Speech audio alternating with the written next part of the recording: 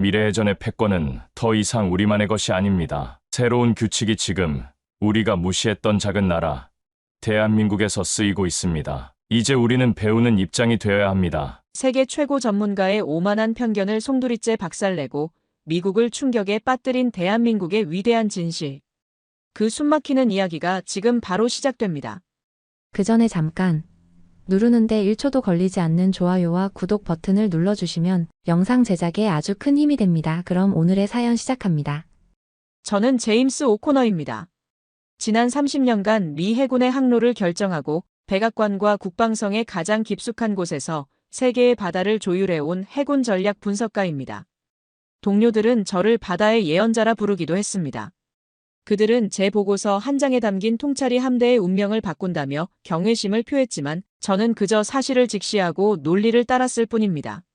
미 해군이 막대한 예산을 쏟아부으며 연안전투함이라는 끔찍한 실수에 매달려 있을 때 저는 그 계획의 구조적 결함을 지적하며 결국 실패할 것이라 가장 먼저 경고했습니다. 모두가 비웃었지만 역사는 제 손을 들어주었습니다. 무인 드론이 항공모함의 패러다임을 바꿀 것이라 10년 전에 예측했을 때도 마찬가지였습니다. 제 예측은 단 한 번도 틀린 적이 없다는 자부심. 그것은 제 삶의 근간이자 제 세계를 지탱하는 기둥이었습니다.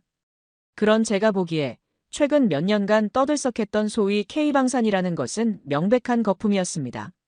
저는 그 현상을 분석한 보고서를 이미 국방성에 제출한 바 있습니다. 보고서의 내용은 명료했습니다. K9 자주포나 K2 전차 같은 몇몇 지상무기의 성공은 우크라이나 전쟁으로 인한 러시아의 몰락이라는 지정학적 공백과 절묘하게 맞물린 운 좋은 기회였을 뿐 지속 가능한 실력이 아니라고 말입니다. 폴란드가 그들의 무기를 대량으로 사들인 것은 독일제 레오파르트 전차를 기다릴 시간적 여유가 없는 절박함 때문이었지 한국의 기술이 독일을 뛰어넘었기 때문이 결코 아니었습니다. 그들의 기술은 대부분 서방의 핵심 부품과 기술을 조합한 것에 불과했고 진정한 의미의 원천 기술은 부재했습니다. 그것은 제 분석에 따른 명백한 사실이었고 저는 단 한치의 의심도 품지 않았습니다. 그래서 워싱턴의 높으신 분들이 저를 대한민국 부산에서 열리는 마덱스라는 해양방산 전시회에 파견한다고 했을 때 저는 노골적으로 불쾌감을 드러냈습니다. 제 귀한 시간을 이런 변방의 지역 행사에 낭비해야 한다는 사실이 참을 수 없이 모욕적이었습니다. 2025년 5월 워싱턴 덜레스 공항을 떠나 부산으로 향하는 비행기의 1등석에 앉아 저는 싸구려 샴페인을 마시며 태블릿으로 관련 기사들을 다시 훑어보았습니다. 아시아의 용 K방산의 포효 따위의 유치한 제목이 제 눈을 피곤하게 했습니다. 저는 기사를 읽으며 실소를 금치 못했습니다. 포효라니. 고양이의 울음소리를 용의 울음으로 착각하는 어리석은 자들의 합창일 뿐이었습니다. 진정한 바다의 지배자, 진짜 전략 무기의 세계는 오직 우리, 미국과 서방의 전유물이었습니다. 그것은 지난 수백 년간 변치 않은 철의 법칙이었고 저는 그 법칙의 가장 신실한 신봉자였습니다. 제 머릿속은 온통 일주일 뒤에 있을 미 해군대학의 강연과 국방성에 제출해야 할 차세대 잠수함 전략 보고서에 대한 생각으로 가득 차 있었습니다. 부산은 그저 제 경력에 잠시 스쳐 지나가는 불필요한 경유지일 뿐이었습니다. 부산 김해국제공항에 내렸을 때 5월의 약간은 후텁지근한 공기가 제 값비싼 이탈리아제 양복의 실크 안감을 축축하게 파고들었습니다. 제가 상상했던 그대로의 혼란스럽고 정돈되지 않은 아시아의 풍경. 택시를 타고 백스코로 향하는 내내 창밖으로 보이는 풍경 역시 제 편견을 조금도 깨뜨리지 못했습니다. 전시장 입구는 그야말로 인산인해였습니다. 거대한 인파와 시끄러운 소음. 저는 이 모든 것을 그저 내수용 잔치에 들뜬 열기일 뿐이라고 치부했습니다. 이들이 아무리 소리치고 열광한들 이 작은 반도 안의 아우성이 워싱턴의 제 연구실까지 들릴 리는 없었으니까요. 전시장 안으로 들어선 순간 저는 그 거대한 규모와 열기에 잠시 압도당했습니다. 수만 평은 좋게 넘어 보이는 거대한 홀은 발 디딜 틈 없이 들어찬 사람들로 가득했습니다. 공기는 사람들의 열기와 기계의 소음, 그리고 정체 모를 흥분으로 뜨겁게 달아올라 있었습니다. 그리고 그 거대한 공간을 양분하여 서로를 잡아먹을 듯이 으르렁대고 있는 두 개의 거대한 부스. 한쪽은 짙은 녹색의 한화 로고를, 다른 한쪽은 깊은 푸른색의 HD 현대 로고를 달고 있었습니다. 두 부스 사이에는 보이지 않는 전선이 흐르는 듯 팽팽한 긴장감이 감돌았습니다. 각자의 부스에서는 경쟁이라도 하듯 최대 볼륨으로 홍보 영상을 틀어댔고 마이크를 잡은 직원들의 목소리는 서로에게 지지 않으려는 듯 처절하게 허공을 갈랐습니다. 그 모습은 세련된 기술 전시회가 아니라 마치 저작거리의 투박한 싸움판처럼 보였습니다. 저는 고개를 절레절레 흔들었습니다. 역시나 비전문적이고 비효율적인 과시욕만 가득한 곳이었습니다. 그때였습니다. 제 등 뒤에서 익숙하지만 결코 반갑지 않은 목소리가 들려왔습니다. 제임스, 이런 변방의 쇼까지 몸소 행차하셨군. 아직도 이런 마이너리그를 기웃거리는 취미가 있는 줄은 몰랐는데. 고개를 돌리자 아니나 다를까 일본 최대 방산 분석 기관의 수석 연구원 다나카 켄지가 비열한 미소를 지으며 서 있었습니다. 그는 저와는 다른 의미의 아시아 전문가였습니다. 서구 기술에 대한 맹신과 주변국에 대한 뿌리 깊은 경멸로 가득 찬 시대착오적인 인물이었죠. 저는 점잖게 악수를 청하며 대답했습니다. 다나카. 워싱턴의 명령이었네. 알다시피 나는 내 의지와 상관없이 움직일 때가 많지. 다나카는 입꼬리 한쪽을 비죽이 끌어올리며 노골적인 경멸이 담긴 눈빛으로 저를 쳐다보았습니다. 그는 마치 벌레를 보는 듯한 표정으로 한숨을 내쉬더니 한 글자 한 글자에 조롱을 담아 말했습니다. 제임스, 내 말이 맞지 않나. 이 소란스러운 난장판이 바로 저들이 말하는 K방산의 본질, 그 천박한 수준이라는 걸세. 그의 말을 듣는 순간 제 안의 오만함이 고개를 들며 그의 의견에 동조하고 있었습니다. 그는 제 어깨를 툭 치며 거대한 두 부스를 턱으로 가리켰습니다. 저것 좀 보게. 저게 한국의 수준이야. 모든 걸 소리만으로 해결하려 들지.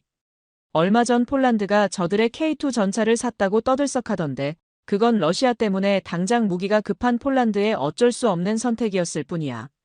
독일제 레오파르트 전차를 기다릴 시간이 없었던 것뿐이지. 그걸 가지고 자신들의 기술이 세계 최고라도 되는 양 떠드는 꼴이 우습지 않은가. 그렇다. 다나카의 말이 정확했습니다. 이 소라는 그들의 기술적 깊이가 얕다는 반증일 뿐이었습니다. 저는 오늘 이곳에서 제 생각이 틀리지 않았음을 다시 한번 확인하게 될 것이라 확신했습니다. 이 지루한 전시회가 빨리 끝나기만을 바라면서 말입니다. 저는 제 편견을 증명해줄 확실한 증거를 찾아 가장 요란한 소리를 내뿜고 있는 HD 현대 부스로 발걸음을 옮겼습니다. 제 옆에는 어느새 다나카가 그림자처럼 따라붙어 있었습니다.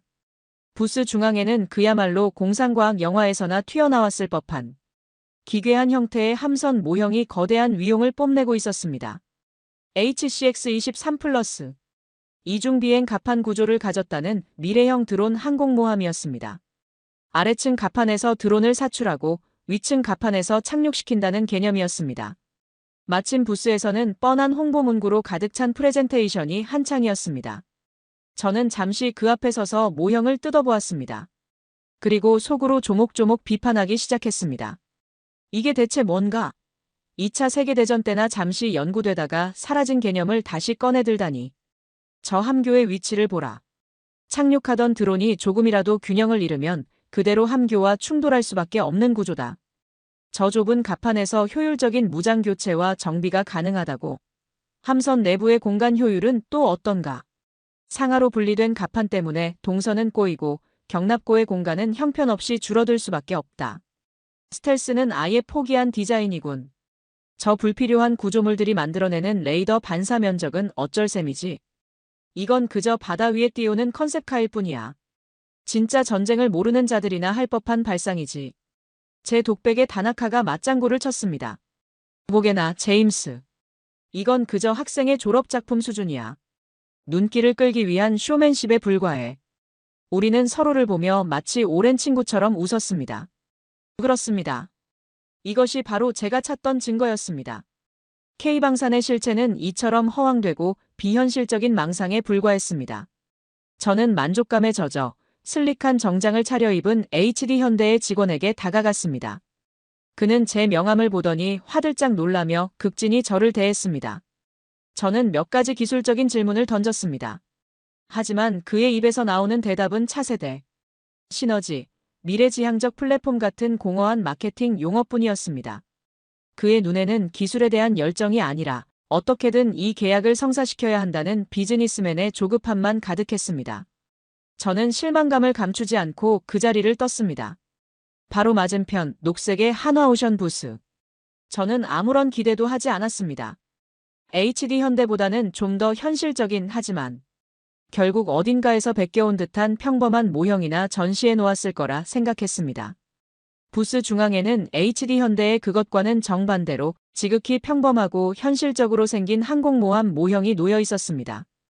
고스트 커맨더 II. 이름은 거창했지만 외형은 제가 수십 년간 보아온 경항공모함의 형태에서 크게 벗어나지 않았습니다. 이것 봐.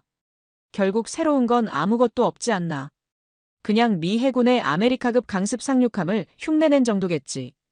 다나카의 지루하다는 듯한 목소리에 저 역시 고개를 끄덕이며 돌아서려던 순간이었습니다. 한 무리의 동남아시아 VIP들을 상대로 한 젊은 엔지니어가 유창한 영어로 모형을 설명하는 목소리가 제 귓가에 날아와 박혔습니다. 가장 큰 혁신은 바로 이 부분입니다. 저희는 기존의 증기 사출기나 거대한 전자기식 사출기를 사용하지 않습니다. 그것들은 30톤이 넘는 유인 전투기를 위한 장비이고 너무나 비싸고 비효율적입니다. 대신 저희는 10톤에서 20톤 사이의 무인기 운용에 최적화된 세계 최초의 소형 전자기 사출기를 독자 개발하여 탑재했습니다. 소형 전자기 사출기. 그 단어를 듣는 순간 제 심장이 얼어붙는 듯한 감각이 등줄기를 타고 흘렀습니다. 식은땀이 이마에 맺혔고 순간 숨을 쉬는 법을 잊어버린 것처럼 호흡이 멎었습니다. 귀가 먹먹해지며 주변의 소음이 아득하게 멀어졌습니다. 이것은 단순한 놀람이 아니었습니다. 제 평생의 신념이 발밑에서부터 무너져 내리는 지적인 공포, 바로 경악이었습니다. 제 머릿속에서 수만 개의 데이터가 충돌하며 폭발하기 시작했습니다. 미 해군의 최신의 포드급 항공모함. 그 심장인 전자기 사출 시스템은 천문학적인 개발비와 끔찍한 신뢰성 문제로 수십 년째 미 해군의 발목을 잡고 있는 애물단지였습니다. 모두가 더 크고 더 강한 힘을 가진 사출기를 만드는 데에만 혈안이 되어 있었습니다. 그런데 이 작은 반도의 한국인들은 그 발상 자체를 뒤집어버린 것입니다. 기다려, 제임스. 이성적으로 생각해.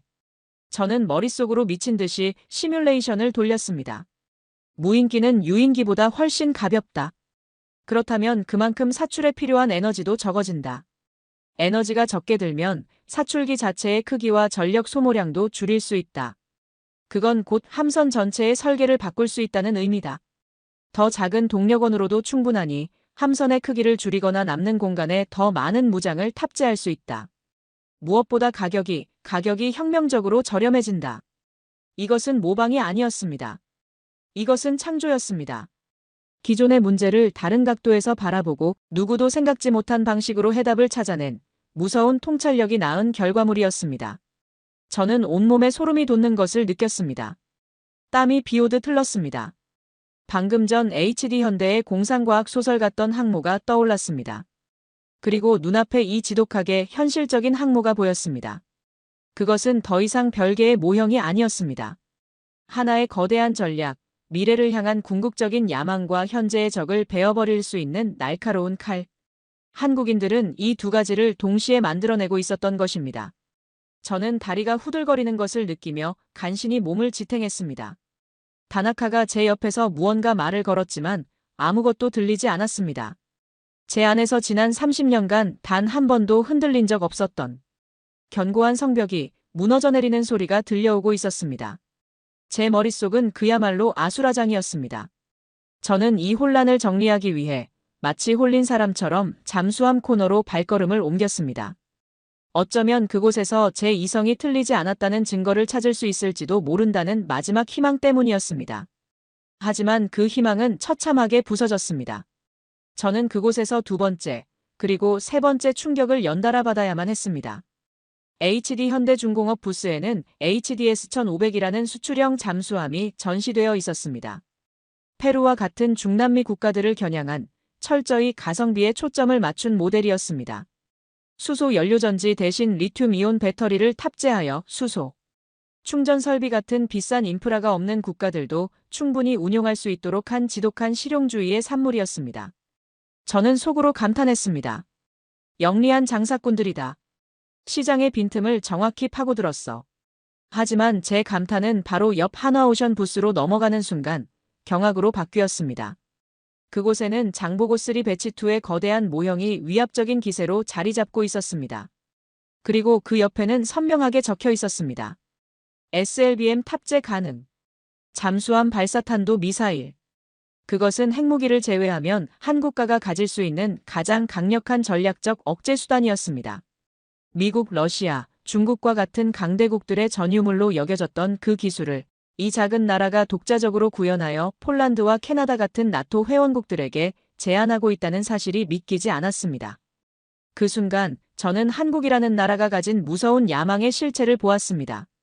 이들은 단순히 물건을 파는 것이 아니었습니다.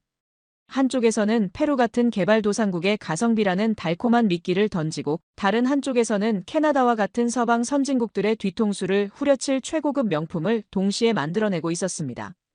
최고급 세단과 가장 값싼 경차를 같은 공장에서, 그것도 세계 최고의 품질로 만들어내는 괴물. 이들은 잠수함 시장 전체를 그 스펙트럼의 처음부터 끝까지 모조리 집어삼키려는 무서운 포식자였습니다. 정신을 차릴 수가 없었습니다. 저는 비틀거리며 LIGNX1 부스 앞으로 갔습니다. 그곳에는 최근 우크라이나 전쟁에서 위용을 떨친 자폭 무인정 모형이 있었습니다. 그런데 그 설명문을 읽는 순간 저는 제 눈을 의심해야 했습니다. 선체 3D 프린터로 제작. 3D 프린터로 장난감이나 시제품이 아닌 실제 무기를 대량 양산하겠다는 발상이었습니다. 이는 생산 단가와 시간을 극단적으로 줄여 말 그대로 무기를 찍어낼 수 있다는 의미였습니다. 상식을 파괴하는 기술의 속도. 저는 현기증을 느끼며 이마를 짚었습니다. 머리를 식히려 찾은 한적한 휴게 공간. 저는 멍하니 커피를 마시고 있었습니다. 그때 제 옆자리에 한 젊은 남자가 앉았습니다. 그의 가슴에는 녹색의 한화오션 명찰이 달려 있었습니다. 아까 VIP들 앞에서 열정적으로 고스트 커맨더 II를 설명하던 그 젊은 엔지니어였습니다. 그 역시 지쳤는지 깊은 한숨을 내쉬며 넥타이를 풀고 있었습니다. 저도 모르게 말이 먼저 나왔습니다. 대단한 열정이더군요. 그런데 꼭 저렇게까지 싸워야만 하는 겁니까? 바로 옆 부스와 말입니다. 제 질문에 젊은 엔지니어, 자신을 김민준이라고 소개한 그의 눈빛이 순간 깊어졌습니다. 그는 잠시 저를 바라보더니 이내 담담한 목소리로 입을 열었습니다. 오코너 박사님. 혹시 저희 할아버지께서 6.25 전쟁, 그러니까 한국전쟁 참전 용사라는 사실을 아십니까? 저는 당황했습니다. 갑자기 전쟁 이야기라니. 그는 제 표정을 읽었는지 쓴웃음을 지으며 말을 이었습니다. 저희 할아버지는 17의 나이에 총을 들고 전쟁터에 나가셨습니다. 당시에는 무기가 부족해서 소총 한 자루 없이 수류탄 몇 개만 들고 적의 탱크 앞으로 돌격해야 했던 날도 많았다고 하셨습니다. 할아버지는 살아남으셨지만 수많은 친구들을 그 탱크 앞에서 잃으셨죠. 할아버지께서는 평생을 그 죄책감과 싸우셨습니다. 그리고 제게 늘 말씀하셨습니다. 민준아, 다시는 이 땅에 우리처럼 힘이 없어 당하는 서름이 있어서는 안 된다. 그러려면 우리 손으로 우리를 지킬 수 있는 강한 무기를 만들어야 한다고요. 그의 목소리는 떨림없이 단단했지만 저는 그 안에 담긴 깊은 슬픔과 한을 느낄 수 있었습니다. 박사님, 저희에게 방위산업은 단순히 이윤을 남기는 비즈니스가 아닙니다. 그것은 저희의 생존 그 자체입니다. 저희는 유사일에 단 한순간도 강대국들의 위협에서 자유로웠던 적이 없습니다. 북쪽에는 아직도 전쟁이 끝나지 않은 적이 있고 양옆에는 저희를 호시탐탐 노리는 거인들이 있습니다. 저희는 압니다. 우리가 스스로를 지키지 못하면 그 누구도 우리를 지켜주지 않는다는 사실을요. 그것이 저희가 지난 70년간 뼈에 새기도록 배운 유일한 교훈입니다. 그는 잠시 말을 멈추고 저를 똑바로 바라보았습니다. 사람들은 저희와 HD현대가 돈 때문에 싸운다고 생각합니다. 물론 틀린 말은 아닙니다. 하지만 그 본질은 다릅니다. 우리는 지금 누가 더 완벽한 칼을 만들어 국가를 지킬 것인가를 두고 목숨을 걸고 싸우는 중입니다. HD현대가 저 기상천외한 항모로 우리가 30년 뒤에 가져야 할 꿈을 보여준다면 저희 한화는 그 꿈에 도달할 때까지 오늘 밤 당장이라도 적의 심장을 꿰뚫을 수 있는 현실의 칼을 만드는 겁니다. 우리는 둘 다 필요합니다.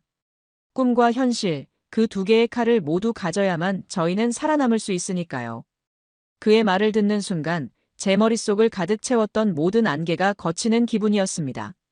그가 비효율적인 경쟁이라 비웃었던 그 처절한 싸움의 본질. 그것은 돈이 아니라 생존을 위한 몸부림이었습니다. 그가 허황된 쇼맨십이라 조롱했던 그 미래형 항모는 이 나라의 궁극적인 목표였고, 그가 평범한 모방이라 폄하했던 현실적인 항모는 오늘을 버티게 할 가장 날카로운 무기였습니다.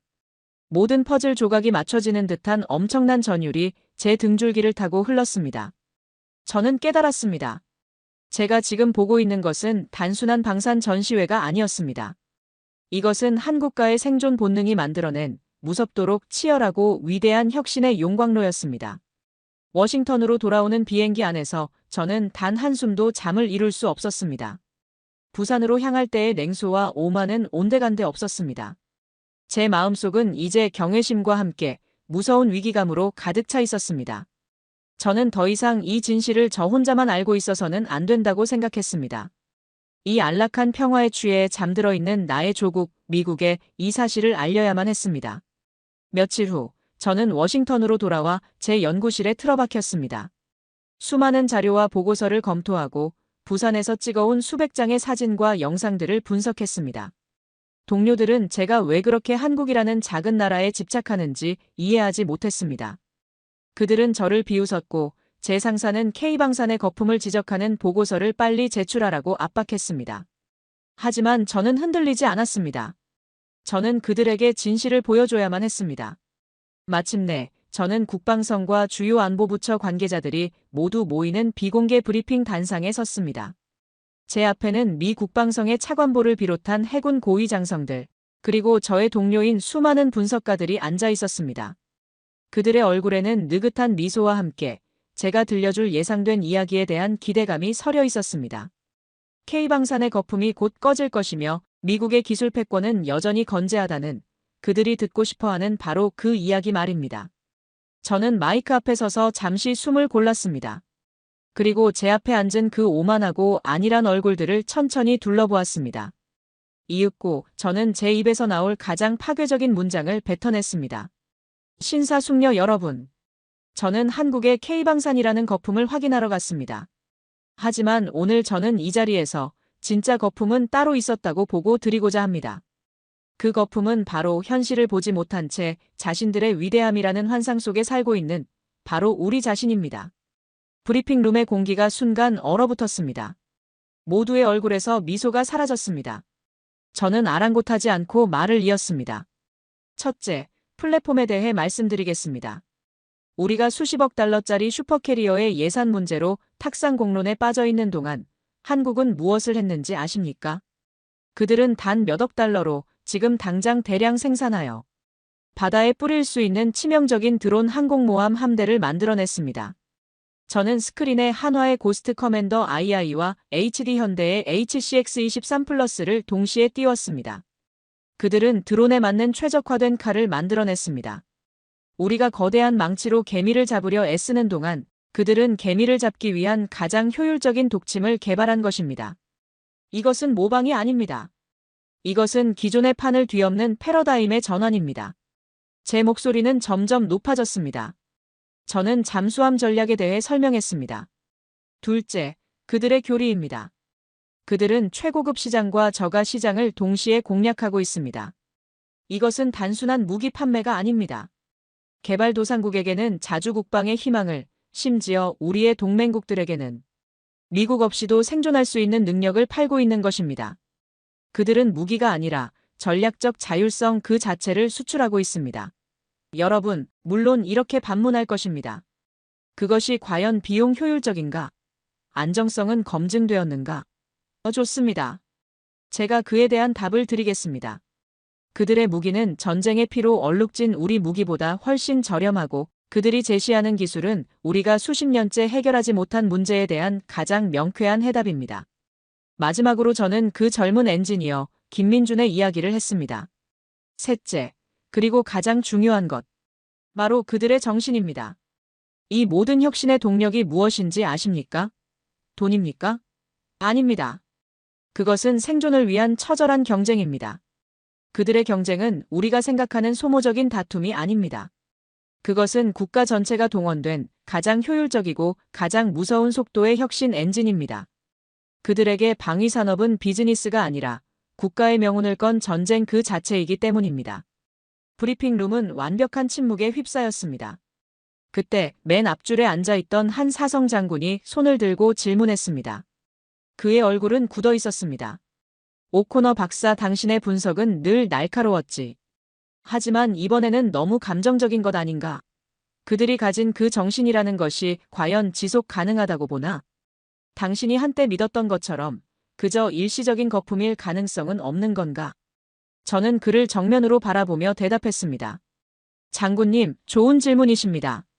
하지만 장군님께서 거품이라 부르는 그것을 그들은 생존이라 부릅니다. 그리고 제가 아는 한 생존이야말로 이 세상에서 가장 지속 가능한 동기부여입니다. 제 대답에 장군은 입을 다물었습니다. 브리핑룸의 모두가 망치로 머리를 맞은 듯한 표정으로 저를 그리고 스크린 속의 한국 무기들을 바라보고 있었습니다. 의심과 비웃음으로 가득 찼던 그들의 눈은 이제 경악과 공포 그리고 이해할 수 없는 현상에 대한 원초적인 두려움으로 물들어 있었습니다. 저는 그들의 흔들리는 눈동자를 보며 제 경고가 비로소 그들의 두꺼운 성벽을 뚫고 심장에 박혔음을 직감했습니다. 저는 제 보고의 마지막을 향해 달려가고 있었습니다. 제목은 쉬어 있었지만 제 안의 불꽃은 그 어느 때보다 뜨겁게 타오르고 있었습니다. 존경하는 여러분, 이제 결론을 말씀드리겠습니다. 서구 중심의 해양 패권 시대는 적어도 우리가 알던 방식으로는 이제 끝났습니다. 그것은 새로운 초강대국의 등장 때문이 아닙니다. 우리가 무시하고 폄하했던 아시아의 작은 나라가 해전의 규칙 자체를 바꾸어 버렸기 때문입니다. 저는 단상을 주먹으로 내리치며 외쳤습니다. 미래의 해전은 더 이상 우리의 방식으로 치러지지 않을 것입니다. 그 새로운 규칙과 패러다임은 지금 이 순간 대한민국의 부산과 울산의 조선소에서 쓰이고 있습니다. 이제 우리는 오만한 스승의 자리에서 내려와 겸허하게 그들에게 배우는 학생이 되어야 합니다. 그것이 우리가 이 새로운 시대에서 살아남을 수 있는 유일한 길입니다. 제 외침을 마지막으로 브리핑 룸에는 무거운 침묵만이 흘렀습니다. 그 침묵의 무게는 천마디 말보다도 더 많은 것을 이야기해주고 있었습니다. 브리핑이 끝난 후 사람들이 썰물처럼 빠져나간 뒤에도 해군 차관보가 제게 다가왔습니다. 그는 굳은 얼굴로 제 어깨를 잡으며 말했습니다. 제임스, 오늘 자네 덕분에 깊은 잠에서 깨어난 기분이네. 끔찍한 악몽을 꾼 것 같군. 오늘 자네가 발표한 내용에 대한 상세한 기밀 보고서를 월요일까지 내 책상 위에 올려주게. 우리는 너무 오랫동안 잠들어 있었어. 그의 말을 들으며 저는 제 경고가 단순한 외침으로 끝나지 않았음을 알 수 있었습니다. 그날 이후 몇 주가 흘렀습니다. 저는 이제 워싱턴에서 가장 바쁜 사람이 되었습니다. 모두가 저를 찾아와 한국에 대해 물었습니다. 그 작은 나라가 가진 비밀이 무엇인지 알고 싶어 했습니다. 제 연구실 책상 위에는 제가 한국에서 특별히 구해온 고스트 커맨더 II의 정교한 100분의 1 스케일 모형이 놓여 있습니다. 저는 매일 아침 그 모형을 보며 그날의 충격과 전율을 되새깁니다. 저는 이제 압니다. 제가 부산에서 본 것은 단순히 강철로 만든 무기 덩어리가 아니었다는 것을. 그것은 잿더미 속에서 피어난 불굴의 의지였고 끊임없는 위협 속에서 살아남기 위한 처절한 몸부림이었으며 마침내 그 모든 역경을 자신들의 힘으로 전환시킨 한 위대한 국가의 뜨거운 혼이었습니다. 저는 냉소적인 회의론자에서 그들의 가장 열렬한 증언자가 되었습니다. 그리고 저는 앞으로도 계속해서 외칠 것입니다. 세계를 향해, 그리고 나의 조국 미국을 향해. 잠에서 깨어나라고. 그리고 동쪽의 작은 거인, 대한민국을 주시하라고 말입니다. 오늘 제가 들려드린 이 이야기는 단순한 무기 개발의 성공기가 아닙니다. 이것은 절망의 나락에서 스스로의 힘으로 희망을 만들어낸 한 위대한 국민에 대한 존경의 기록이며 그들이 마침내 세계의 정상에 우뚝 서게 되었음을 알리는 장엄한 선포입니다. 대한민국의 심장은 지금 이 순간에도 미래를 향해 뜨겁게 뛰고 있습니다. 오늘 이야기는 여기까지입니다. 한때 K방산을 비웃었던 세계 최고의 전문가를 무릎 꿇게 만든 대한민국의 위대한 저력. 여러분은 어떻게 보셨습니까? 이 가슴 벅찬 이야기가 여러분의 마음에 깊은 울림을 주었다면 주저하지 마시고 좋아요 버튼을 한 번씩 눌러주시기 바랍니다. 또한 저희 채널의 구독 버튼을 누르시고 알림 설정을 해두시면 이처럼 우리가 미처 알지 못했던 대한민국의 자랑스러운 이야기들을 가장 먼저 만나보실 수 있습니다. 여러분의 구독 하나하나가 저희에게는 큰 힘이 됩니다. 주변의 친구분들, 가족분들에게도 이 자랑스러운 이야기를 공유하여 함께 자긍심을 나누어 주십시오. 마지막으로 오늘 이야기에 대한 여러분의 뜨거운 생각과 가슴 벅찬 소감을 댓글로 남겨주시기 바랍니다. 여러분의 모든 댓글을 소중히 읽고 더 좋은 이야기로 보답하겠습니다. 시청해주셔서 진심으로 감사합니다. 경고한다. 이 보고서를 읽는 순간 당신이 알던 대한민국은 사라질 것이다. 이것은 단순한 정보 분석이 아니다. 워싱턴의 통제와 감시 속에서 한국이 감히 신의 기술에 손을 대고 세계 해군의 역사를 새로 쓴 강철과 야망으로 기록된 충격적인 반역의 연대기다. 미 해군 최고 정보 분석가가 부산의 한 전시회에서 목격하고 국방부에 타전한 긴급 보고서의 첫 문장이 전 세계를 경악시켰습니다. F-35 판매 거절, 핵무기 개발 금지. 미국의 족쇄에 묶여있던 대한민국. 그들이 어떻게 미국의 심장부마저 떨게 만든 미래형 항공모함과 유령 함대를 극비리에 완성했다는 말인가. 한때 K방산을 멸시했던 세계 최고 분석가의 눈으로 본 대한민국의 소름 돋는 반전 드라마. 그리고 아무도 몰랐던 그 기적 뒤에 숨겨진 가슴 뜨거운 이야기. 지금 바로 시작합니다. 그 전에 잠깐 누르는데 1초도 걸리지 않는 좋아요와 구독 버튼을 눌러주시면 영상 제작에 아주 큰 힘이 됩니다. 그럼 오늘의 사연 시작합니다. 안녕하십니까? 저는 로버트 케인. 미 해군 정보국에서 25년 넘게 동아시아, 특히 중국의 해군력 증강을 분석해온 사람입니다. 제 경력은 회색빛 강철과 포연, 그리고 컴퓨터 스크린 속에서 전멸하는 수많은 데이터와 함께했습니다. 저는 힘의 논리를 믿습니다. 해군력이란 곧 국가의 의지이며 그 의지는 천문학적인 자본과 수십 년간 축적된 기술, 그리고 거대한 항만과 조선소라는 물리적 실체 없이는 단 한 걸음도 나아갈 수 없다는 것을 누구보다 잘 알고 있습니다. 진정한 해양 지배는 오직 미국과 같은 초강대국 혹은 한때 세계를 호령했던 유럽의 늙은 사자들에게만 허락된 영역이라고 저는 굳게 믿어왔습니다. 그런 제게 대한민국 부산에서 열리는 국제해양방위 산업전 마덱스 2025에 참석하라는 명령이 내려졌을 때 솔직히 말해 모욕감을 느꼈습니다. 중국의 5번째 항공모함 건조 동향이나 신형 핵잠수함의 음향 스펙을 분석해야 할 시간에 아시아의 한쪽 끝에서 열리는 지역 방산 전시회라니요. 그것은 제 경력에 대한 모독이자 귀중한 시간의 낭비라고 생각했습니다. 후배 분석관에게 한국이 항공모함이라도 만들겠다고 하던가. 미국의 F-35 없이는 우리의 전자기식 사출기 없이는 그저 속 빈 강정에 불과해. 가서 사진이나 몇 장 찍어오게. 라며 퉁명스럽게 말했던 기억이 생생합니다.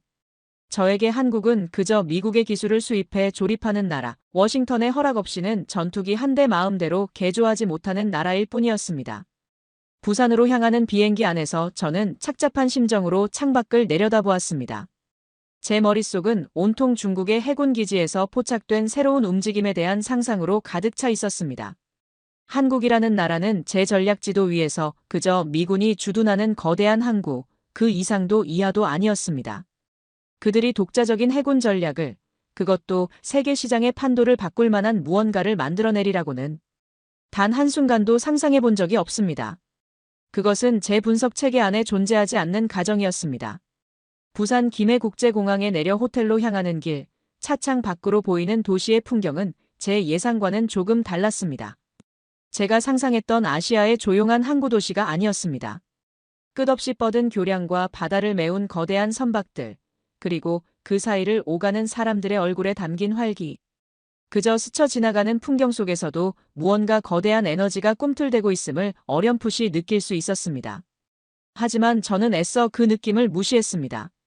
그저 빠르게 성장한 어느 아시아 국가의 흔한 모습일 뿐이라고, 이것이 해군력의 본질과는 아무런 상관이 없다고 스스로를 다독였습니다. 호텔 로비에 들어서는 순간 익숙하지만 결코 반갑지 않은 목소리가 제 이름을 불렀습니다. 로버트, 이런 변방까지 어쩐 일인가? 설마 자네도 코리안 토이를 구경하러 온 건 아니겠지? 돌아본 곳에는 프랑스 국영, 방산기업의 수석 전략가 피에르 뒤부아가 서 있었습니다. 10년 전 유로나발 전시회에서 러시아의 차세대 구축함 성능을 두고 저와 격렬한 논쟁을 벌였다가 완벽하게 패배했던 바로 그 남자였습니다. 뒤부하는 특유의 오만한 미소를 지으며 제게 다가왔습니다. 그는 유럽 중심적 사고에 갇혀 비서구권의 기술력은 모두 서양의 것을 모방한 아류작에 불과하다고 굳게 믿는 인물이었습니다. 피에르, 자네야말로 여기까지 무슨 일이지? 프랑스산 무기가 안 팔려서 재고떨이라도 하러 왔나?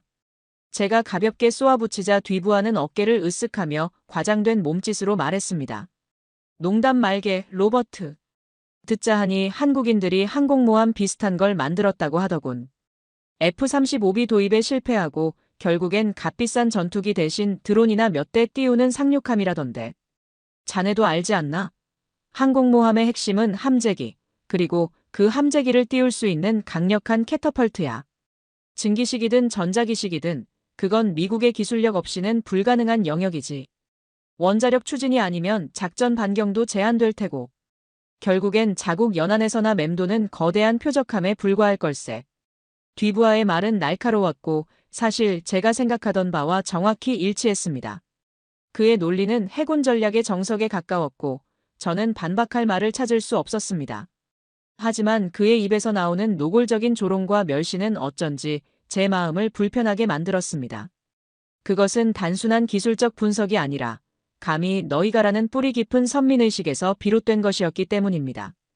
다음 날 아침 저희는 마덱스가 열리는 백스코 전시장으로 향했습니다. 그리고 그 입구에 들어서는 순간 저는 제 인생에서 처음으로 느껴보는 거대한 충격에 휩싸였습니다. 제가 상상했던 한산한 지역 전시회의 모습은 어디에도 없었습니다. 전시장은 그야말로 인산이네. 전 세계 각지에서 온 군 관계자들과 방산 전문가들로 발 디딜 틈이 없었습니다. 아랍의 전통 복장을 한 중동의 국방장관, 동남아시아 국가들의 해군 제독들, 심지어는 폴란드와 루마니아 같은 동유럽 국가의 군복을 입은 장성들까지. 그들의 눈은 하나같이 기대와 흥분으로 빛나고 있었습니다. 공기 중에는 영어와 중국어, 아랍어와 불어가 뒤섞여 웅웅거렸고 그 소음의 소용돌이 속에서 저는 이것이 결코 변방의 잔치가 아님을 깨달아야 했습니다. 이곳은 지금 세계 군사력의 지각 변동이 일어나고 있는 현장이었습니다. 제 이마에 식은땀이 맺히기 시작했습니다. 제가 지금껏 쌓아온 모든 경력과 지식 그리고 신념이 송두리째 흔들리는 거대한 전조를 저는 바로 그 순간 마주하고 있었습니다. 피에르 뒤부아와 저는 인파를 헤치며 전시장 가장 안쪽으로 향했습니다. 모든 사람들의 발걸음이 향하는 곳, 그곳에 무언가 특별한 것이 있다는 것을 본능적으로 느낄 수 있었습니다. 함성과도 같은 소음과 번쩍이는 조명, 그리고 거대한 스크린들이 뿜어내는 열기 속에서 마침내 우리는 그 무언가의 실체와 마주했습니다. 제 눈앞에 펼쳐진 광경은 제 예상을 아득히 뛰어넘는 것이었습니다.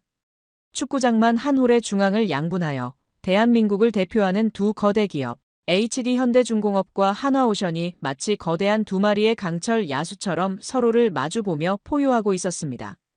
그것은 단순한 기업 홍보 부스가 아니었습니다.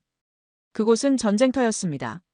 수십 미터에 달하는 초고화질 스크린에서는 각자가 구상하는 미래, 해군의 비전이 웅장한 배경음악과 함께 쉴 새 없이 펼쳐졌습니다. 한쪽에서 함포 발사 소리가 천둥처럼 울리면 다른 한쪽에서는 전투기가 수직으로 이륙하는 굉음이 맞받아쳤습니다. 두 회사의 마이크 소리가 서로 뒤섞여 내용을 알아듣기 힘들 정도였지만 그들이 뿜어내는 경쟁의 열기만큼은 피부에 와닿을 듯 생생했습니다. 제가 평생을 다닌 유로나발, DSEI 등 그 어떤 세계적인 방산, 전시회에서도 이토록 노골적이고 치열한 라이벌 구도를 본 기억이 없었습니다. 이것은 단순한 비즈니스가 아니었습니다. 이것은 대한민국의 미래 해양 패권을 건 두 거인의 자존심 대결이었습니다. 뒤부하는 이 광경에 잠시 넋을 잃은 듯 보였지만 이내 특유의 냉소적인 표정을 되찾았습니다. 허풍이 대단하군. 쇼맨십 하나는 인정해줘야겠어.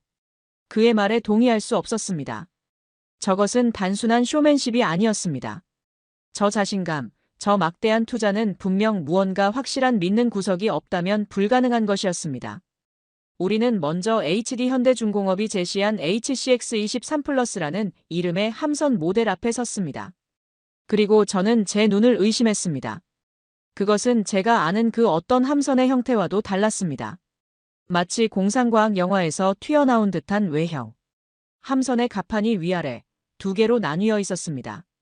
아래층 갑판에서는 무인기가 캐터펄트를 통해 이륙하고 위층 갑판에서는 착륙하는 완전히 새로운 개념의 설계였습니다.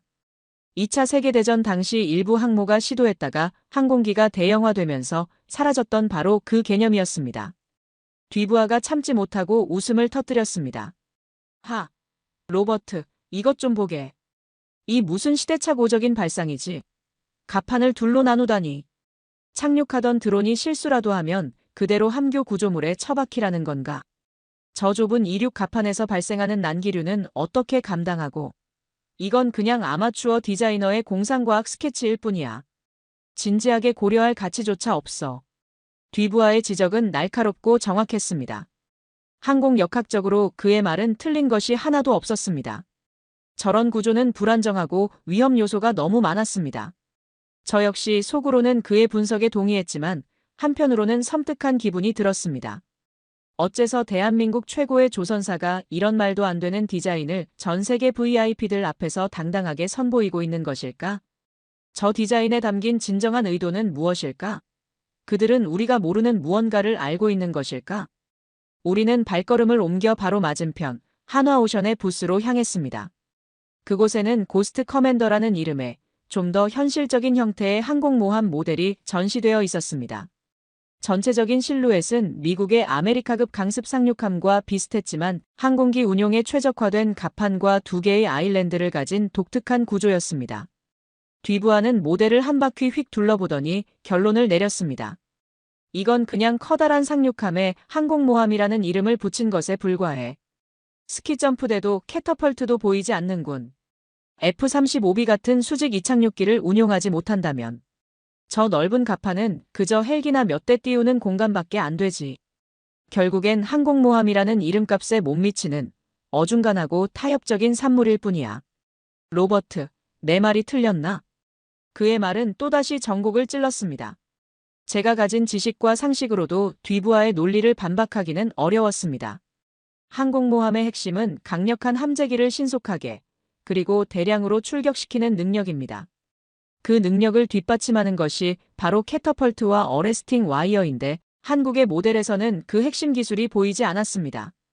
이것은 명백한 한계였습니다. 저는 한국의 원대한 꿈이 결국 기술적 한계와 현실의 벽 앞에서 좌초하고 있는 모습을 보고 있다고 생각했습니다. 하지만 제 마음 한구석에서는 여전히 꺼림칙한 무언가가 꿈틀거리고 있었습니다. 저 두 거대 기업의 자신감, 전 세계에서 몰려든 저 수많은 사람들의 기대감. 제가 놓치고 있는 것이 분명히 있었습니다. 거대한 퍼즐의 가장 중요한 조각을 보지 못하고 있다는 불길한 예감이 저를 사로잡았습니다. 뒤부하의 조롱 섞인 분석을 뒤로하고 저는 홀로 전시장을 다시 둘러보기 시작했습니다. 그의 말에 수긍하면서도 제 안의 분석가적 본능은 계속해서 경고 신호를 보내고 있었습니다. 무언가 잘못되었다. 내가 지금 거대한 착각에 빠져 있다.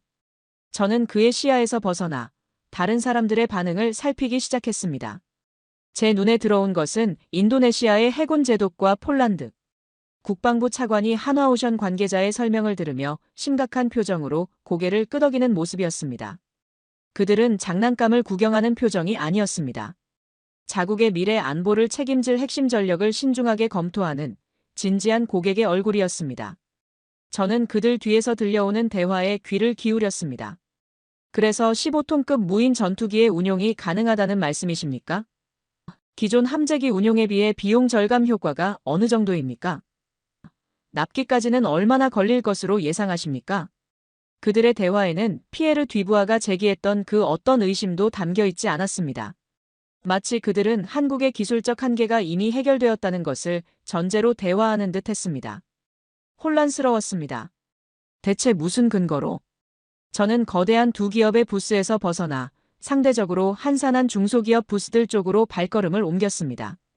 어쩌면 여기에 단서가 있을지도 모른다는 막연한 기대감 때문이었습니다. 그러다 제 눈에 들어온 하나의 모델. 그것은 길이 20m 남짓의 작고 날렵한 전투함이었습니다. 겉보기에는 평범한 고속 초계함처럼 보였지만 저는 그 디자인에서 극도의 이질감을 느꼈습니다. 선체는 레이더 반사를 줄이기 위해 극단적인 경사각으로 설계되었고, 갑판 위에는 흔한 미사일 발사대나 함포, 레이더 안테나가 거의 보이지 않았습니다. 모든 것이 선체 안으로 감춰진 완벽한 스텔스 설계였습니다. 호기심에 이끌려 다가간 제게 갓 20살을 넘겼을까 싶은 앳된 엔지니어 한 명이 긴장한 표정으로 다가왔습니다. 저는 명함을 건네며 함선에 대해 물었습니다. 엔지니어는 제 명함을 보더니 눈을 동그랗게 뜨며 자랑스럽지만 떨리는 목소리로 설명을 시작했습니다. 이것은 저희가 개발 중인 500톤급 소형 스텔스 이지스함입니다. 이지스함이라는 단어에 저는 실소를 터뜨릴 뻔했습니다. 이지스 시스템은 수백 개의 표적을 동시에 추적하고 요격하는 거대한 순양함이나 구축함에나 탑재되는 최첨단 지휘 통제 시스템입니다. 이런 작은 배에 이지스라니 허풍도 유분수라고 생각했습니다. 하지만 젊은 엔지니어의 다음 설명은 제 생각을 완전히 바꿔놓았습니다. 물론 미국의 스파이원 레이더를 그대로 가져온 것은 아닙니다. 저희는 KDDX, 한국형 차세대 구축함 사업을 통해 확보한 질화갈륨 기반의 소형 A사 레이더 기술을 적용했습니다. 탐지 거리는 짧아졌지만 30개 이상의 표적을 동시에 추적하고 대응하는 능력은 구현했습니다. 저희는 이것을 미니 이지스라고 부릅니다. 그의 설명은 계속되었습니다. 이 작은 스텔스함은 단순히 적을 타격하는 역할만 하는 것이 아니었습니다. 무인 수상정 여러 척을 원격으로 지휘하고 통제하는 모선, 즉 유령 함대의 지휘관 역할을 수행한다는 것이었습니다. 그리고 가장 충격적인 부분은 이 함선의 스텔스 성능을 검증한 방식이었습니다. 저희는 단순히 스텔스 페인트를 칠한 금속판을 테스트하지 않았습니다. 실제 함선의 일부 크기 모형을 제작해서 한국 서해에 짙은 해무와 높은 염분까지 그대로 재현한 대형 수조 안에서 수백 시간 동안 내구성과 전파 흡수 능력을 테스트했습니다. 저는 말문이 막혔습니다. 이것은 상상을 초월하는 집요함이었습니다. 실전 환경을 실험실 안에 그대로 구현해 테스트한다는 발상. 이것은 더 이상 모방의 수준이 아니었습니다. 이것은 완벽을 추구하는 창조의 영역이었습니다. 저는 깨달았습니다. 한국의 해군 전략은 저 거대한 항공모함 하나에만 국한된 것이 아니었습니다. 저 작은 유령 함선은 거대 항모가 놓칠 수 있는 연안의 복잡한 환경을 장악하기 위한 정교하게 짜인 비대칭 전략의 또 다른 한 축이었던 것입니다. 심장이 미친 듯이 뛰기 시작했습니다. 저는 지금껏 거대한 코끼리의 다리 하나만 만지며 전체를 비웃고 있었던 것입니다. 코끼리의 진짜 모습은, 그 거대한 실체는 아직 보지도 못했습니다. 저는 젊은 엔지니어에게 정중하게 감사를 표하고 돌아섰습니다. 그리고 곧장 한화오션의 부스로 달려갔습니다. 아까는 들을 가치도 없다고 생각했던 그 비공개 브리핑. 저는 무슨 수를 써서라도 그 안에 들어가야만 했습니다. 제가 놓친 거대한 퍼즐의 마지막 조각이 분명 그곳에 있을 것이라고 제 모든 감각이 소리치고 있었습니다.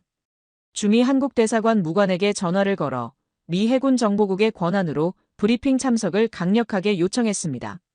지금 이 순간 저는 단순한 참관객이 아니었습니다. 저는 거대한 비밀의 문턱에 서 있는 탐사대원이었습니다. 숨막히는 몇 분간의 통화 끝에 저는 마침내 비공개 브리핑 룸으로 들어설 수 있었습니다.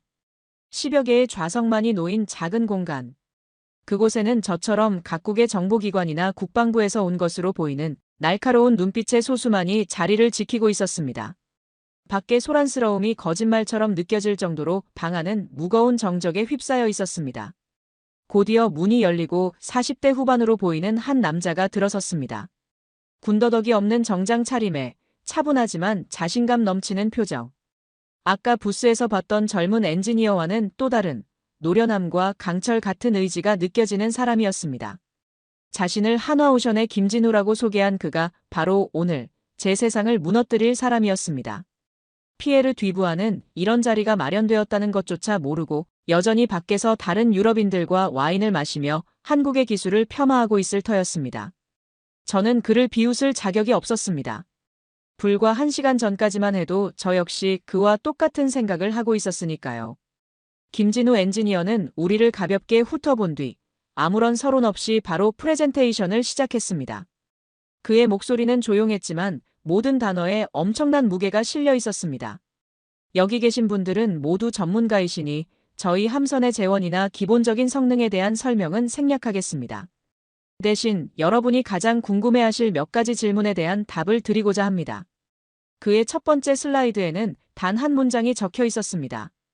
어떻게 15톤급 무인 전투기를 이륙시킬 것인가? 그것은 피에르 뒤부아가 제기했던, 그리고 저 역시 가장 핵심적인 한계라고 생각했던 바로 그 문제였습니다. 김진우는 리모컨을 눌렀습니다. 스크린에 낯선 영상이 나타났습니다.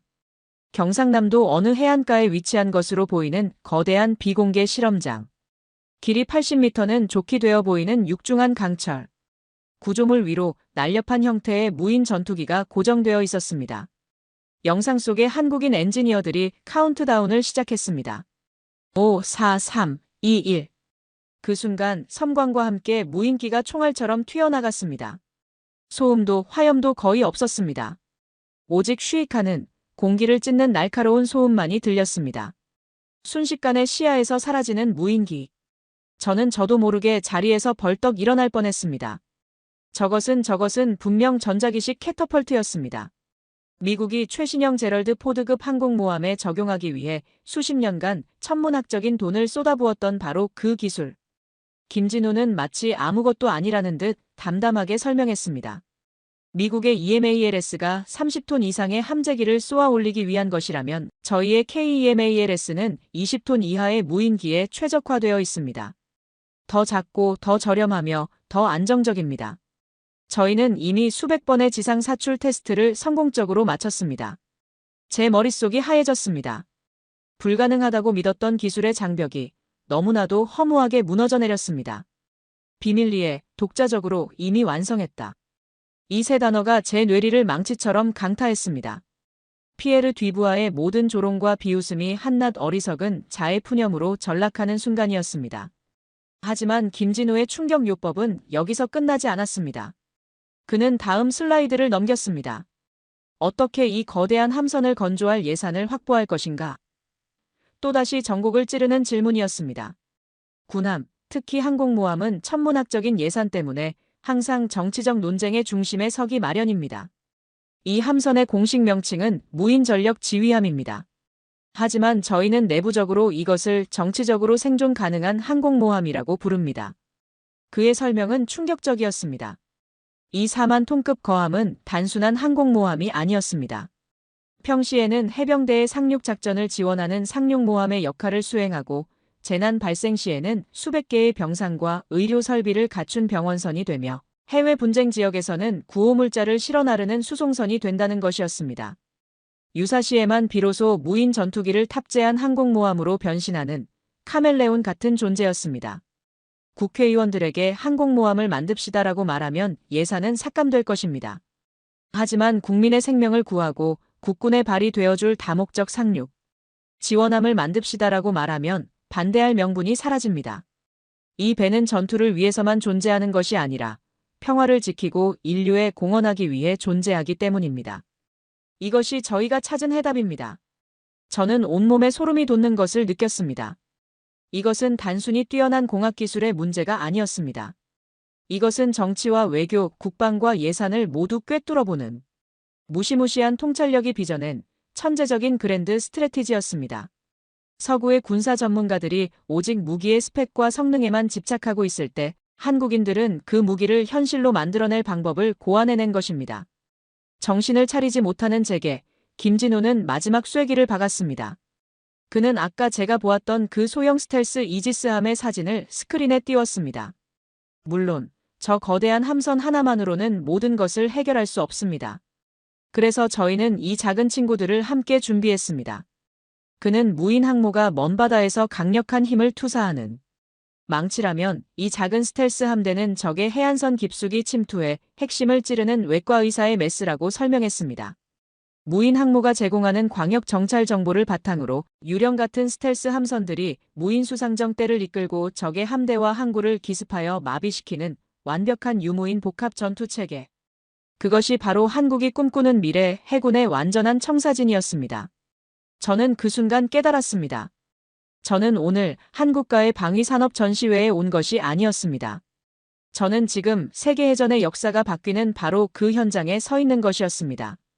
한국은 미국의 그늘 아래서 조용히 하지만 무섭게 발톱을 갈고 있었던 것입니다. 그들은 미국의 방식을 따라하는 것을 포기하고 자신들의 약점을 오히려 강점으로 승화시키는 완전히 새로운 길을 찾아냈습니다. 그리고 그 길의 끝에는 그 누구도 상상하지 못했던 압도적인 효율성과 파괴력을 가진 미래의 해군이 서 있었습니다. 브리핑이 끝나고 저는 거의 탈진한 상태로 비틀거리며 밖으로 나왔습니다. 브리핑 룸을 나왔을 때 밖의 공기는 여전히 소란스러웠지만 제 귀에는 아무것도 들리지 않았습니다. 세상의 모든 소리가 차단된 듯한 이명 속에서 저는 목적 없이 인파속을 걸었습니다. 저 멀리 피에르 뒤부아가 다른 유럽 방산 관계자들과 와인잔을 부딪히며 여전히 무언가에 대해 열변을 토하고 있는 모습이 보였습니다. 그의 입모양은 아마도 한국의 장난감에 대한 조롱이었을 것입니다. 불과 몇 시간 전에 저처럼 말입니다. 저는 그를 향해 아무런 감정도 느낄 수 없었습니다. 분노도 경멸도 아니었습니다. 그저 시대의 거대한 파도 앞에서 길을 잃고 홀로 떠드는 남자를 향한 깊은 연민만이 느껴졌습니다. 그는 이미 과거의 유물이 되어버렸다는 사실을 자기 자신만이 모르고 있었습니다. 호텔로 돌아오는 내내 제 머릿속은 김진우가 보여준 영상과 그의 차분한 목소리로 가득 차 있었습니다. 정치적으로 생존 가능한 항공모함, 외과 의사의 메스, 유령 함대. 그 단어들이 제 뇌리를 떠나지 않았습니다. 이것은 단순한 무기 개발이 아니었습니다. 이것은 한국가의 생존 철학이 담긴 처절하고도 위대한 서사시였습니다. 호텔방에 들어와 저는 겉옷도 벗지 않은 채 창가에 섰습니다. 유리창 너머로 부산의 야경이 별처럼 펼쳐져 있었습니다. 바다를 가득 메운 불빛과 끝없이 이어진 광안대교의 행렬. 어제까지만 해도 그저 번화한 항구 도시의 풍경으로 보였던 그 모든 것들이 이제는 전혀 다른 의미로 다가왔습니다. 저 바다 밑에서, 저 불빛들 속에서 저들은 조용히 하지만 세상을 뒤흔들 강철의 심장을 벼리고 있었던 것입니다. 저는 책상 앞에 앉아 노트북을 열었습니다. 워싱턴 D.C. 본부로 보내야 할 긴급 보고서. 커서는 깜빡이고 있었지만 손가락은 차마 움직이지 않았습니다. 대체 어디서부터 시작해야 하는가? 제가 오늘 목격한 이 거대한 패러다임의 전환을, 이 서늘한 충격과 전율을 어떻게 언어로 표현해야 하는가? 제가 이 보고서에 무슨 내용을 담든 본부의 분석관들은 저를 과대망상에 빠진 늙은이로 취급할지도 모릅니다. 하지만 저는 써야만 했습니다. 이것은 저의 의무이자 조국을 위한 마지막 경고였습니다. 저는 눈을 감고 심호흡을 했습니다. 그리고 타자를 치기 시작했습니다. 보고서의 서두는 이렇게 시작되었습니다. 수신 미 해군 정보국 국장. 발신 로버트 케인.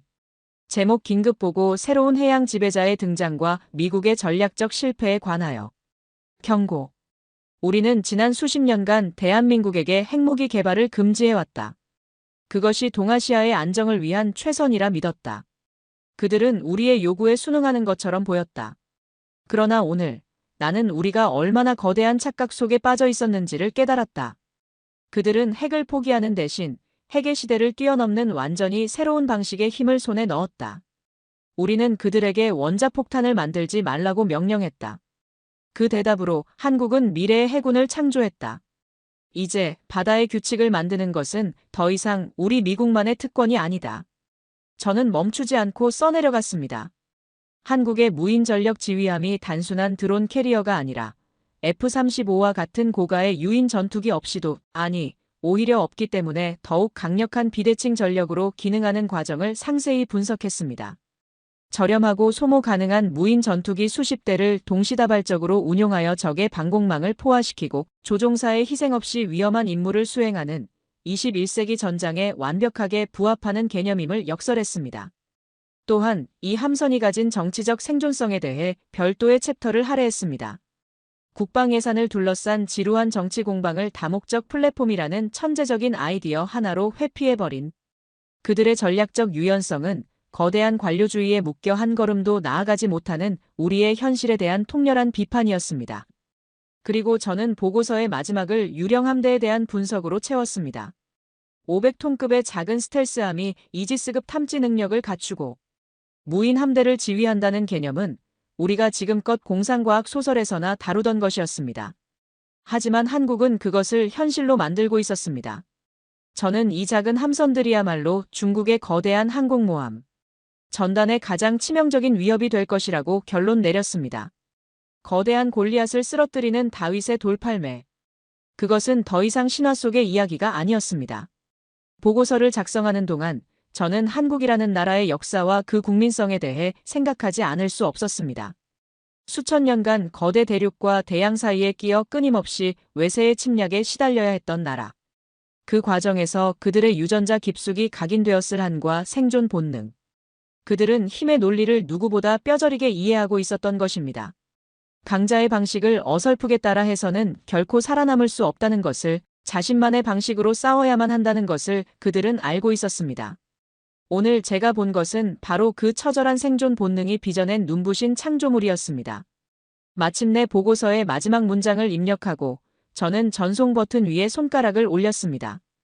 이 보고서가 워싱턴에 불러올 파장을 생각하니 쓴웃음이 나왔습니다. 많은 이들이 저를 비웃고 저의 분석을 무시하려 할 것입니다.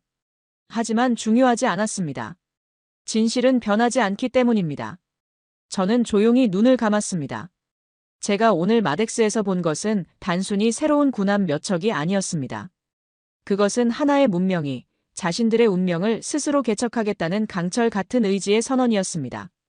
값비싼 유인 전투기와 거대 항모에 대한 집착이라는, 과거의 패러다임에 갇힌 미국과 유럽이 길을 잃고 헤매는 사이 대한민국은 무인화와 비대칭이라는 미래의 열쇠를 손에 쥐었습니다. 그리고 그 열쇠로 새로운 시대의 문을 열어젖히고 있었습니다. 이미 전 세계 수많은 국가의 국방장관들이 메이드 인 코리아라는 새로운 표준을 받아들이기 위해 부산으로 몰려들고 있었습니다. 세계 해군력의 균형추는 제가 모르는 사이에 이미 기울기 시작했던 것입니다. 이제 세상은 한국이 제시하는 새로운 규칙에 적응해야만 할 것입니다. 경고한다. 지금부터 당신이 알고 있던 아시아 힘의 균형은 산산조각 날 것이다. 그 뒤엔 대한민국이 있다. 이것은 단순한 군사 기밀 폭로가 아닙니다. 작은 반도 국가 대한민국이 수십 년간 세계를 속이며 미국의 심장부마저 얼어붙게 만든 수중의 검은 심장, 핵추진 잠수함 프로젝트의 전모가 마침내 드러났습니다. 전직 미 태평양 함대 사령부 최고 위급 장성이 목숨을 걸고 밝히는 충격적인 진실, 지금 바로 시작합니다. 그 전에 잠깐 누르는데 1초도 걸리지 않는 좋아요와 구독 버튼을 눌러주시면 영상 제작에 아주 큰 힘이 됩니다. 그럼 오늘의 사연 시작합니다. 저는 제임스 설리번, 한때 미 해군 태평양 함대사령부의 작전 참모부에서 밤낮 없이 전략을 짜고 망망대해를 가르는 강철 함정들의 움직임을 지휘했던 사람입니다. 제복을 입고 보낸 30여 년의 세월 동안 제 손을 거쳐간 작전 보고서와 정보 분석 자료들은 아마 해군 본부의 기록 보관실 하나를 가득 채우고도 남을 것입니다. 그 수많은 문서들 속에서 저는 때로는 승리의 환희를, 때로는 쓰라린 패배의 교훈을, 그리고 때로는 인간의 한계를 시험하는 냉엄한 현실을 마주해야 했습니다. 하지만 2004년 어느 늦은 봄날, 제 집무실 책상 위에 배달된 얇은 서류 봉투 하나는 제 평생을 바쳐 쌓아 올린 군사적 지식과 경험, 그리고 세계 최강이라 믿어 의심치 않았던 우리 미 해군에 대한 자부심마저 송두리째 뒤흔드는 엄청난 충격을 안겨주었습니다. 봉투 안에는 림팩 2004, 가상 적대 세력, 경멸훈련 결과 보고 대한민국 해군 잠수함 전과 분석이라는 제목의 문서가 들어있었습니다. 처음에는 대수롭지 않게 생각했습니다. 림팩 훈련은 2년에 한 번씩 하와이 근해에서 열리는 세계 최대 규모의 다국적 해상 훈련이고 참가국들의 다양한 전과 보고는 늘상 있는 일이었으니까요. 그러나 보고서의 첫 장을 넘기는 순간 저는 제 눈을 의심하지 않을 수 없었습니다. 믿을 수 없는, 아니, 믿고 싶지 않은 내용들이 건조한 활자로 인쇄되어 있었습니다. 대한민국, 아시아 대륙의 동쪽 끝자락에 위치한 우리 미합 중국에 비하면 손바닥만한 작은 나라. 그 나라의 넓고 작은 디젤 잠수함 한 척이 훈련이 시작되자마자 마치 바닷물 속에 녹아든 것처럼 감쪽같이 사라지더니 며칠에 걸친 가상 전투 기간 동안 우리 미 해군의 자랑이자 태평양 함대의 심장이라 할 수 있는 핵추진 항공모함 존시 스테니스를 포함하여 이지스 순양함 2척, 구축함 여러 척, 심지어 우리와 같은 편에서 훈련에 참가한 동맹국들의 최신의 호위함들까지 합쳐 무려 30척에 달하는 가상 적군 함정들을 모조리 격침 판정을 받게 만들었다는 것이었습니다. 격침된 함정들의 목록을 하나하나 손가락으로 짚어내려가던 제 손이 부들부들 떨렸습니다. 항공모함 존시 스테니스는 당시 최첨단 대잠 탐지 시스템과 수중 음향 감시 장비를 갖추고 있었고 그 주위에는 몇 겹의 철통 같은 호위망이 펼쳐져 있었습니다. 그 어떤 잠수함도 설령 우리 미 해군의 최신형 공격 원자력 잠수함이라 할지라도 쉽게 접근하기 어려운 철옹성이었습니다. 그런데 대한민국의 그 이름 모를 디젤 잠수함은 그 모든 방어망을 유유히 뚫고 들어와 항공모함의 가장 취약한 부분의 가상의 어뢰를 명중시킨 것입니다. 더욱더 저를 경악하게 만든 것은 보고서의 마지막 문장이었습니다. 상기 전투 기간 동안 대한민국 잠수함 장보고함은 단 한 차례도 아군 탐지 자산에 의해 식별되지 않았음. 단 한 번도 발각되지 않았다고.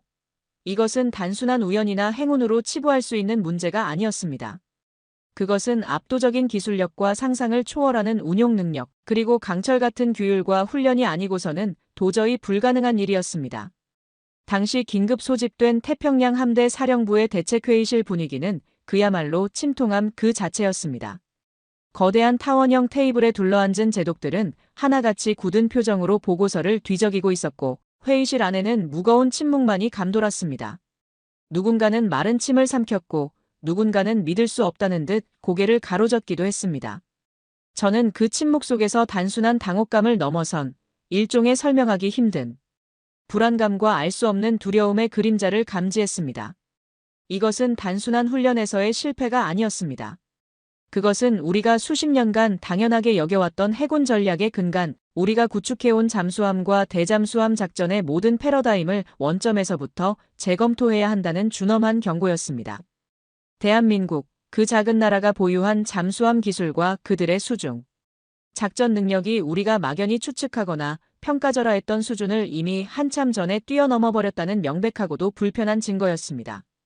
그날 이후 대한민국이라는 나라는 제 머릿속에서 단순한 동맹국 혹은 우리가 군사적으로 지원하고 보호해야 할 대상이라는 기존의 인식을 완전히 벗어던졌습니다. 그들은 우리조차 제대로 파악하지 못하고 있는 알 수 없는 심해의 괴물과도 같은 엄청난 잠재력을 숨기고 있는 미지의 힘을 가진 존재로 새롭게 각인되었던 것입니다. 그리고 저는 그때부터 한국의 잠수함, 그 검은 강철의 침묵 속에 숨겨진 비밀을 언젠가는 반드시 파헤쳐야겠다는 집요한 의문을 품게 되었습니다.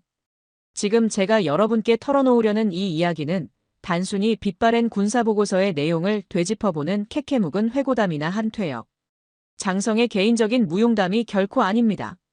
이것은 그동안 전 세계에 내로라 하는 군사전략가들과 정보기관, 분석가들 사이에서 공공연한 비밀처럼 혹은 차마 입에 담기에는 너무나 민감하고 불편한 진실처럼 쉬쉬하며 애써 감추고 싶어 했던 바로 그 이야기입니다. 한반도라는 세계 유일의 분단국가이자 첨예한 군사적 긴장이 일상처럼 계속되는 지정학적 화약국, 그 깊숙한 심장부에 숨겨져 있던 최강의 비밀병기, 그 누구도 예상치 못했던 방식으로 세계의 군사 균형을 뒤흔들 준비를 하고 있는 충격적인 실체에 관한 생생한 기록입니다. 수십 년간 철저한 베일 뒤에 가려져 있던, 그리고 바로 지금 이 순간에도 세계 열강들의 복잡한 이해관계와 보이지 않는 암투가 치열하게 얽히고 설켜 있는 거대한 진실의 조각들을 이제 막 여러분 앞에 펼쳐 보이려는 것입니다. 핵무기 개발은 꿈도 꿀 수 없도록 국제적인 감시와 제재에 묶여있는 나라, 북쪽으로는 예측 불가능한 독재 정권의 핵 위협에 직면하고 주변으로는 군사대국들의 끊임없는 견제와 압박 속에서 위태로운 생존을 모색해야만 했던 나라. 바로 그 대한민국이 과연 어떤 상상도 초월하는 방식으로 어떤 피눈물 나는 과정을 거쳐서 세계 최강의 해군력을 자부하는 우리 미군마저 등골을 오싹하게 만들고 밤잠을 설치게 하는 그런 가공할 만한 비대칭 전력을, 그것도 우리의 눈을 완벽하게 속여가며 손에 넣게 되었는지, 그 경이롭고도 한편으로는 섬뜩하기까지 한 비밀의 여정을 지금부터 여러분과 함께 한 걸음 한 걸음 따라가 보려 합니다. 그리고 그 숨막히는 과정 속에서 왜 미국의 일부 강경, 매파 세력들은 이토록 광적으로, 이토록 필사적으로 이 모든 비밀을 은폐하고 축소하려 했는지, 과연 그들이 그토록 감추고 싶어 했던 진실의 끝에는 무엇이 기다리고 있는지도 모조리 파헤쳐 볼 것입니다. 마음 단단히 먹으셔야 할 겁니다. 지금부터 우리가 알고 있던 세계의 군사지도는 완전히, 그리고 영원히 새롭게 그려지게 될 테니까요. 세월은 쏜살같이 흘러 림팩의 충격으로부터 어느덧 20년이라는 시간이 지난 2024년이 되었습니다. 저는 이제 태평양 함대의 푸른 제복 대신 단정한 민간인 복장으로 워싱턴 D.C.의 국방정보국 DIA 건물로 출근하는 특별자문위원이 되어 있었습니다. 현역에서 물러났지만 동북아시아 지역의 복잡다단한 군사 동향과 잠재적 위험 요소를 분석하고 예측하여 국방부의 정책 조언을 제공하는 것이 저의 주된 임무였습니다. 태평양 지역에서의 오랜 근무 경험과 정보, 분석 능력을 높이 산 국방부의 요청을 차마 거절할 수 없었기 때문입니다. 여느 때와 다름없이 산더미처럼 쌓인 각종 정보 보고서와 위성 사진, 판독 자료들을 검토하던 어느 날 오후였습니다. 제 사무실에 보안 전화기가 낮게 울렸습니다. 수화기 너머에서는 과거 저와 함께 비밀작전에 참여했던 오랜 정보원의 다급한 목소리가 들려왔습니다. 그는 극도로 조심스러운 어투로 하지만 분명한 확신을 담아 충격적인 첩보를 전달했습니다. 대한민국이 핵추진 잠수함 개발을 극비리에 그것도 이미 상당 부분 진척된 상태로 진행하고 있다는 내용이었습니다. 처음 그 말을 들었을 때 저는 순간적으로 숨이 멎는 듯한 느낌을 받았습니다. 제 머릿속은 하얗게 비는 것 같았고 손에 들고 있던 펜이 바닥으로 떨어지는 것도 알지 못했습니다. 핵무기 보유는커녕 핵연료의 농축이나 재처리 시설조차 국제적인 감시 하에 엄격하게 통제되고 있는 한국이 핵잠수함을, 그것도 세계 최강의 정보망을 자랑하는 미국의 눈을 피해 은밀하게 개발하고 있다니, 그것은 군사전략가의 상식으로는 도저히 납득할 수도 상상할 수도 없는 이야기였습니다.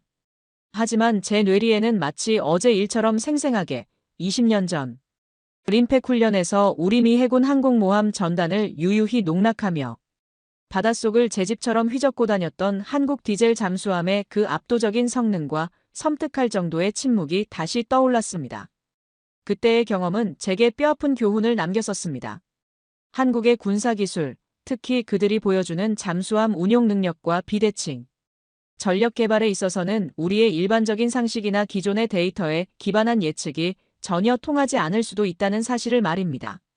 그들은 불가능하다고 여겨지는 영역에서도 마치 마법처럼 기어코 길을 찾아내고야 마는 놀랍고도 불가사의한 능력을 여러 차례 보여주곤 했습니다. 저는 정보원의 떨리는 목소리에서 단순한 뜬소문이나 과장된 정보가 아닐 것이라는 강한 직감을 받았습니다. 어쩌면 한국은 우리가 상상하는 것 이상으로 훨씬 더 깊숙한 곳까지 이미 오래전에 발을 들여놓았을지도 모르는 일이었습니다. 제 심장은 마치 엔진이 과열된 구축함처럼 걷잡을 수 없이 빠르게 뛰기 시작했습니다. 이것은 단순한 군비 경쟁의 차원을 넘어서는 문제였습니다. 만약 한국의 핵잠수함 보유가 사실로 드러난다면 그것은 동북아시아의 군사적 균형추를 근본적으로 뒤흔들어 놓을 뿐만 아니라 나아가 전 세계 핵 비확산 체제의 근간에도 엄청난 파장을 몰고 올 수 있는 그야말로 판도라의 상자와도 같은 중대한 사건이었습니다. 저는 이 문제의 진상을 제 눈으로 직접 확인하고 그 파장이 어디까지 미칠 것인지를 정확히 분석해야만 한다고 결심했습니다. 그것이 DIA 특별자문위원으로서 제게 주어진 임무이자 지난 수십 년간 미 해군의 제복을 입고 세계의 바다를 지켜온 한 사람의 군인으로서의 마지막 책무라고 생각했기 때문입니다. 저는 곧바로 가장 신뢰할 수 있는 소수의 정보 분석관들에게 극비리의 지시를 내렸습니다. 대한민국의 핵잠수함 개발과 관련된 모든 정보를 그 어떤 사소한 단서라도 놓치지 말고 샅샅이 수집하라고 말입니다. 보이지 않는 전쟁은 이미 시작되고 있었습니다. 제 조사가 본격적으로 궤도에 오르기 시작하자마자 저는 예상했던 것보다 훨씬 더 강력하고 조직적인 저항에 직면하게 되었습니다. 그리고 그 거대한 장벽의 중심에는 미 국방부에 떠오르는 실세이자 국방 정책 전반에 막강한 영향력을 행사하고 있는 마이클 데이비드라는 이름의 차관이 버티고 서 있었습니다. 데이비드 차관은 국방부 내에서도 타협을 모르는 강경파로 악명이 높았으며 미국의 국익에 조금이라도 어긋난다고 판단되는 동맹국의 움직임에 대해서는 그 어떤 외교적 수사나 고려 없이 가차없이 압박을 가하고 때로는 공개적으로 비난하는 것도 서슴지 않는 인물로 알려져 있었습니다. 그의 사무실 벽에는 힘만이 평화를 보장한다는 액자가 걸려있다는 소문이 파다할 정도였으니까요. 그가 어떤 경로를 통해 제가 한국의 핵잠수함 개발 동향을 비밀리에 조사하고 있다는 사실을 파악했는지는 알 수 없었지만 그는 마치 기다렸다는 듯이 즉각적으로 제 모든 활동에 강력한 제동을 걸고 나섰습니다. 어느 날 저녁 저는 데이비드 차관으로부터 그의 사무실로 직접 오라는 호출을 받았습니다. 그의 집무실은 화려하진 않았지만 권위적인 분위기가 물씬 풍겼고 창문 너머로는 워싱턴의 야경이 한눈에 내려다 보였습니다. 그는 저를 딱딱한 소파에 앉히고는 서류 더미가 쌓인 자신의 책상 뒤편에서 빙긋 웃으며 말했습니다. 설리번 제독, 요즘 아주 흥미로운 주제에 관심을 갖고 계시다는 얘기를 들었습니다. 대한민국의 잠수함이라 그 작은 나라가 뭘 할 수 있다고 생각하십니까? 그의 목소리는 부드러웠지만 그 안에는 날카로운 가시가 숨겨져 있었습니다. 그의 논리는 단순 명료했지만 한편으로는 위험할 정도로 단정적이었습니다. 한국의 핵잠수함 개발 시도는 국제 핵확산 금지 조약, 즉 NPT 체제의 근간을 뒤흔드는 극히 위험천만한 불장난이며 이는 가뜩이나 불안정한 동북아시아의 군사적 긴장을 극한으로 몰고 가 결국 미국의 국가 안보에도 심각하고 직접적인 위협을 초래할 것이라는 주장이었습니다. 그는 저에게 진행 중인 모든 조사를 즉시 중단하고 지금까지 수집한 모든 관련 정보를 남김없이 자신에게 제출하라고 단호하게 요구했습니다. 그의 말투는 더 이상 부드럽지 않았습니다. 그것은 명백한 명령이었고 거부할 수 없는 압력이었습니다. 심지어 그는 저의 과거 해군 시절에 몇몇 민감했던 사건들을 은근슬쩍 들먹이며 만약 자신의 요구에 따르지 않을 경우 어떤 결과가 초래될 수 있는지를 암시하는 비열한 협박까지 서슴지 않았습니다. 저는 순간적으로 분노가 치밀어 올랐지만 애써 냉정을 유지하려 했습니다. 하지만 저는 데이비드 차관의 그토록 과민하고 편집광적인 반응, 그리고 상식적인 외교적 절차마저 무시하는 노골적인 방해, 공작 뒤에 오히려 그가 필사적으로 감추고 싶어하는 무언가가 숨겨져 있음을 본능적으로 직감했습니다. 만약 한국의 핵잠수함 개발이 그의 주장처럼 정말로 미국의 국익에 정면으로 반하고 국제 평화를 심각하게 위협하는 사안이라면 그는 오히려 저와 적극적으로 협력하여 그 정확한 실상을 파악하고 공동으로 대책을 마련하려 했을 것입니다. 그것이 합리적인 관료의 행동 방식일 테니까요. 그러나 그의 태도는 마치 어두운 비밀 창고의 문이 열리는 것을 두려워하는 사람처럼 보였습니다. 그는 단순히 상황을 우려하는 것이 아니었습니다. 그는 진실이 세상에 드러나는 것을 극도로 경계하고 있었고 그것을 막기 위해서라면 그 어떤 수단과 방법도 가리지 않을 기세였습니다. 그의 번들거리는 눈빛에서는 한국의 특정 군사적 움직임에 대한 단순한 경계를 넘어선 어떤 종류의 개인적인 집착과 초조함마저 선명하게 읽혔습니다. 저는 그 순간 확신했습니다. 데이비드 차관이 그토록 숨기려 하는 그 무엇인가가 바로 이 거대한 퍼즐의 가장 핵심적인 조각과 연결되어 있을 것이라고 말입니다. 그의 부당한 압력과 비열한 방해는 오히려 제 안에 잠자고 있던 승부욕과 진실, 규명에 대한 갈망을 더욱더 거세게 불태우는 기폭제가 되었습니다. 저는 이제 단순히 첩보의 진위를 확인하는 수준을 넘어서 데이비드 차관과 그 뒤에 숨어 있을지 모르는 거대한 배후 세력이 이토록 이 문제에 민감하게 반응하는 진짜 이유, 그들이 역사의 무덤 속에 영원히 묻어버리고 싶어하는 그 거대한 비밀의 정체를 반드시 밝혀내야만 했습니다. 어쩌면 이것은 제 군인으로서의 마지막 임무가 될지도 모른다는 비장한 각오마저 들었습니다. 마이클 데이비드 차관의 전방위적인 압박과 감시망을 피하기 위해 저는 마치 냉전 시대의 스파이처럼 더욱더 은밀하고 치밀하게 움직여야만 했습니다. 공식적인 보고 라인을 우회하고 비공식적인 채널과 수십 년간 바다 위와 정보기관에서 쌓아올린 개인적인 인맥들을 총동원했습니다. 때로는 신분을 위장하고 위험천만한 뒷골목의 정보상과 접촉해야 했고 때로는 과거의 적이었던 인물에게까지 손을 내밀어 도움을 받아야 하는 아이러니한 상황도 벌어졌습니다. 그 과정에서 저는 마치 양파 껍질을 벗기듯 한국의 핵추진 잠수함 개발 계획이라는 거대한 비밀의 실체에 한 걸음씩 다가갈 수 있었습니다. 그리고 제가 마주한 진실들은 하나같이 상상을 초월하는 것들이었습니다. 한국의 핵잠수함 개발 프로젝트는 최근 몇 년 사이에 갑자기 불거진 단순한 소문이나 즉흥적인 군사행동이 아니었습니다. 그들의 담대하고도 치밀한 도전은 이미 오래전, 무려 20년도 더 전인 2003년 당시 한국의 진보 정권이었던 노무현 대통령 시절부터 극비리에 시작되었다는 충격적인 내용의 내부 문건을 입수하게 된 것입니다. 제가 밤샘 작업 끝에 해독해낸 당시 한국 국방부의 비밀 회의록에 따르면 해군 자체적으로는 핵잠수함 건조에 필요한 핵심 원자로 기술이나 실질적인 건조 경험이 전무한 거의 백지 상태나 다름없었습니다. 하지만 당시 국방부 장관이었던 뜻밖에도 해군이 아닌 육군 출신의 한 강직한 인물이 북한의 날로 노골화되는 핵 위협과 주변 강대국들의 패권, 경쟁 속에서 대한민국의 자주적인 생존권을 확보하기 위해서는 핵잠수함 보유가 선택이 아닌 필수라고 강력하게 주장하며 프로젝트를 밀어붙였다고 기록되어 있었습니다. 그 회의록에서 그는 떨리는 목소리로 그러나 단호한 어조로 이렇게 말했다고 합니다. 동지들, 북한은 이미 핵무기를 손에 넣었거나 거의 그 직전에 와 있소. 이런 상황에서 우리가 언제까지 미국의 해구산만을 바라보며 손 놓고 기다릴 수만 있겠소? 우리의 바다는 우리 스스로 지켜야 하며 우리의 운명은 우리 스스로 개척해야 하오. 핵잠수함은 그 누구도 우리를 함부로 넘보지 못하게 만들 최소한의 그리고 최후의 방패가 될 것이오. 이처럼 야심차고도 위험천만하게 시작된 프로젝트는 안타깝게도 초기 단계에서 일부 내용이 언론에 유출되는 사고를 겪게 됩니다.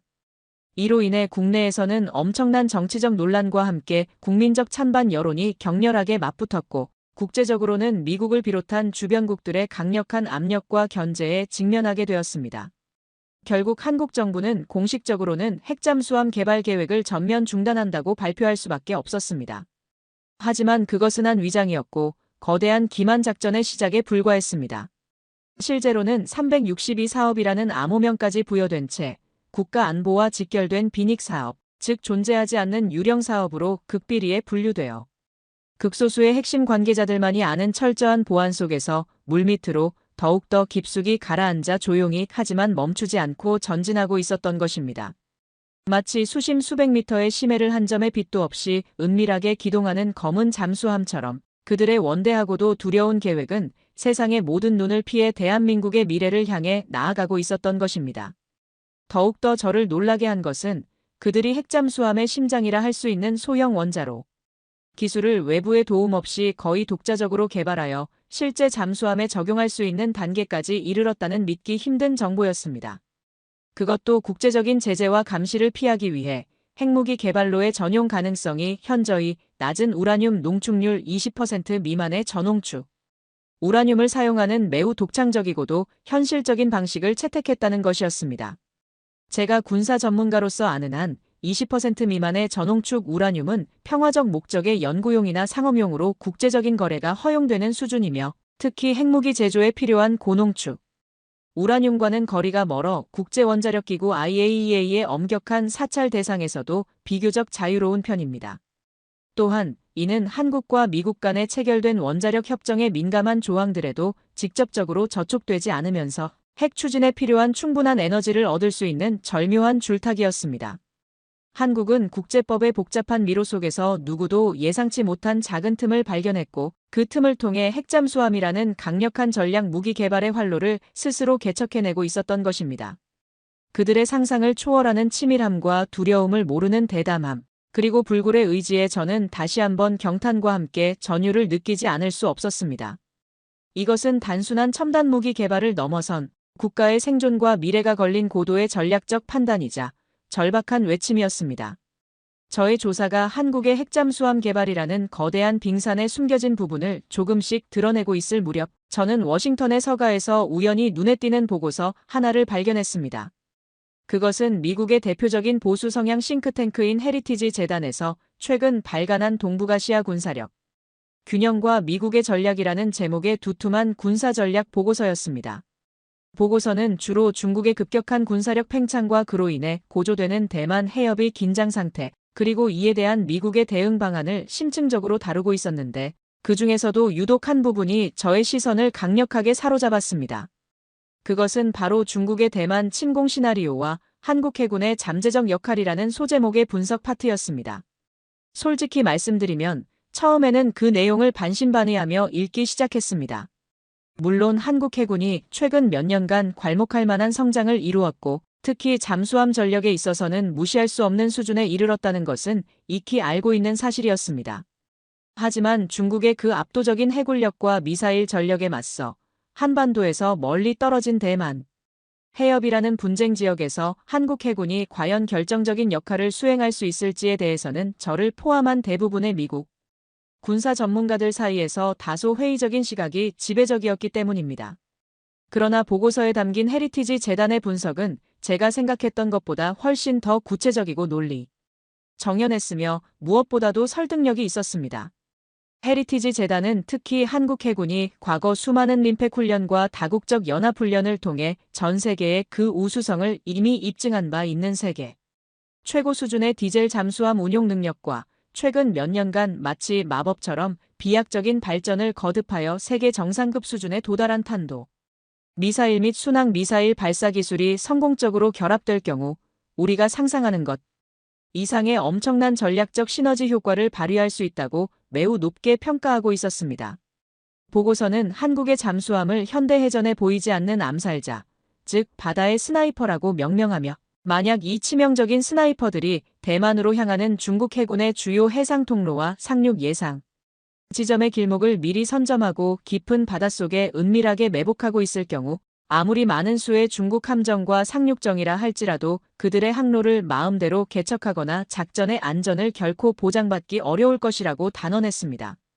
특히 한국이 독자적으로 개발에 성공하여 실전 배치하고 있는 잠수함 발사, 탄도 미사일, 즉 SLBM의 존재는 중국 해군 지휘부의 엄청난 심리적 압박감과 함께 작전 계획 수립의 심각한 혼란을 야기할 것이며 이는 전쟁 발발 초기 중국의 기선 제압 시도 전체를 뒤흔들 수 있는 매우 강력하고도 예측 불가능한 변수가 될 것이라고 강조했습니다. 보고서는 최종적으로 중국의 대만 침공 심의, 태평양 함대와 일본 해상자위대의 본격적인 군사 개입이 이루어지기 이전까지 중국 해군의 무모한 도발을 효과적으로 억제하고 그들의 작전 전개 속도를 현저히 지연시키는 데 있어서 한국 해군의 역할이 그 무엇과도 바꿀 수 없을 정도로 절대적일 것이라고 결론 내리고 있었습니다.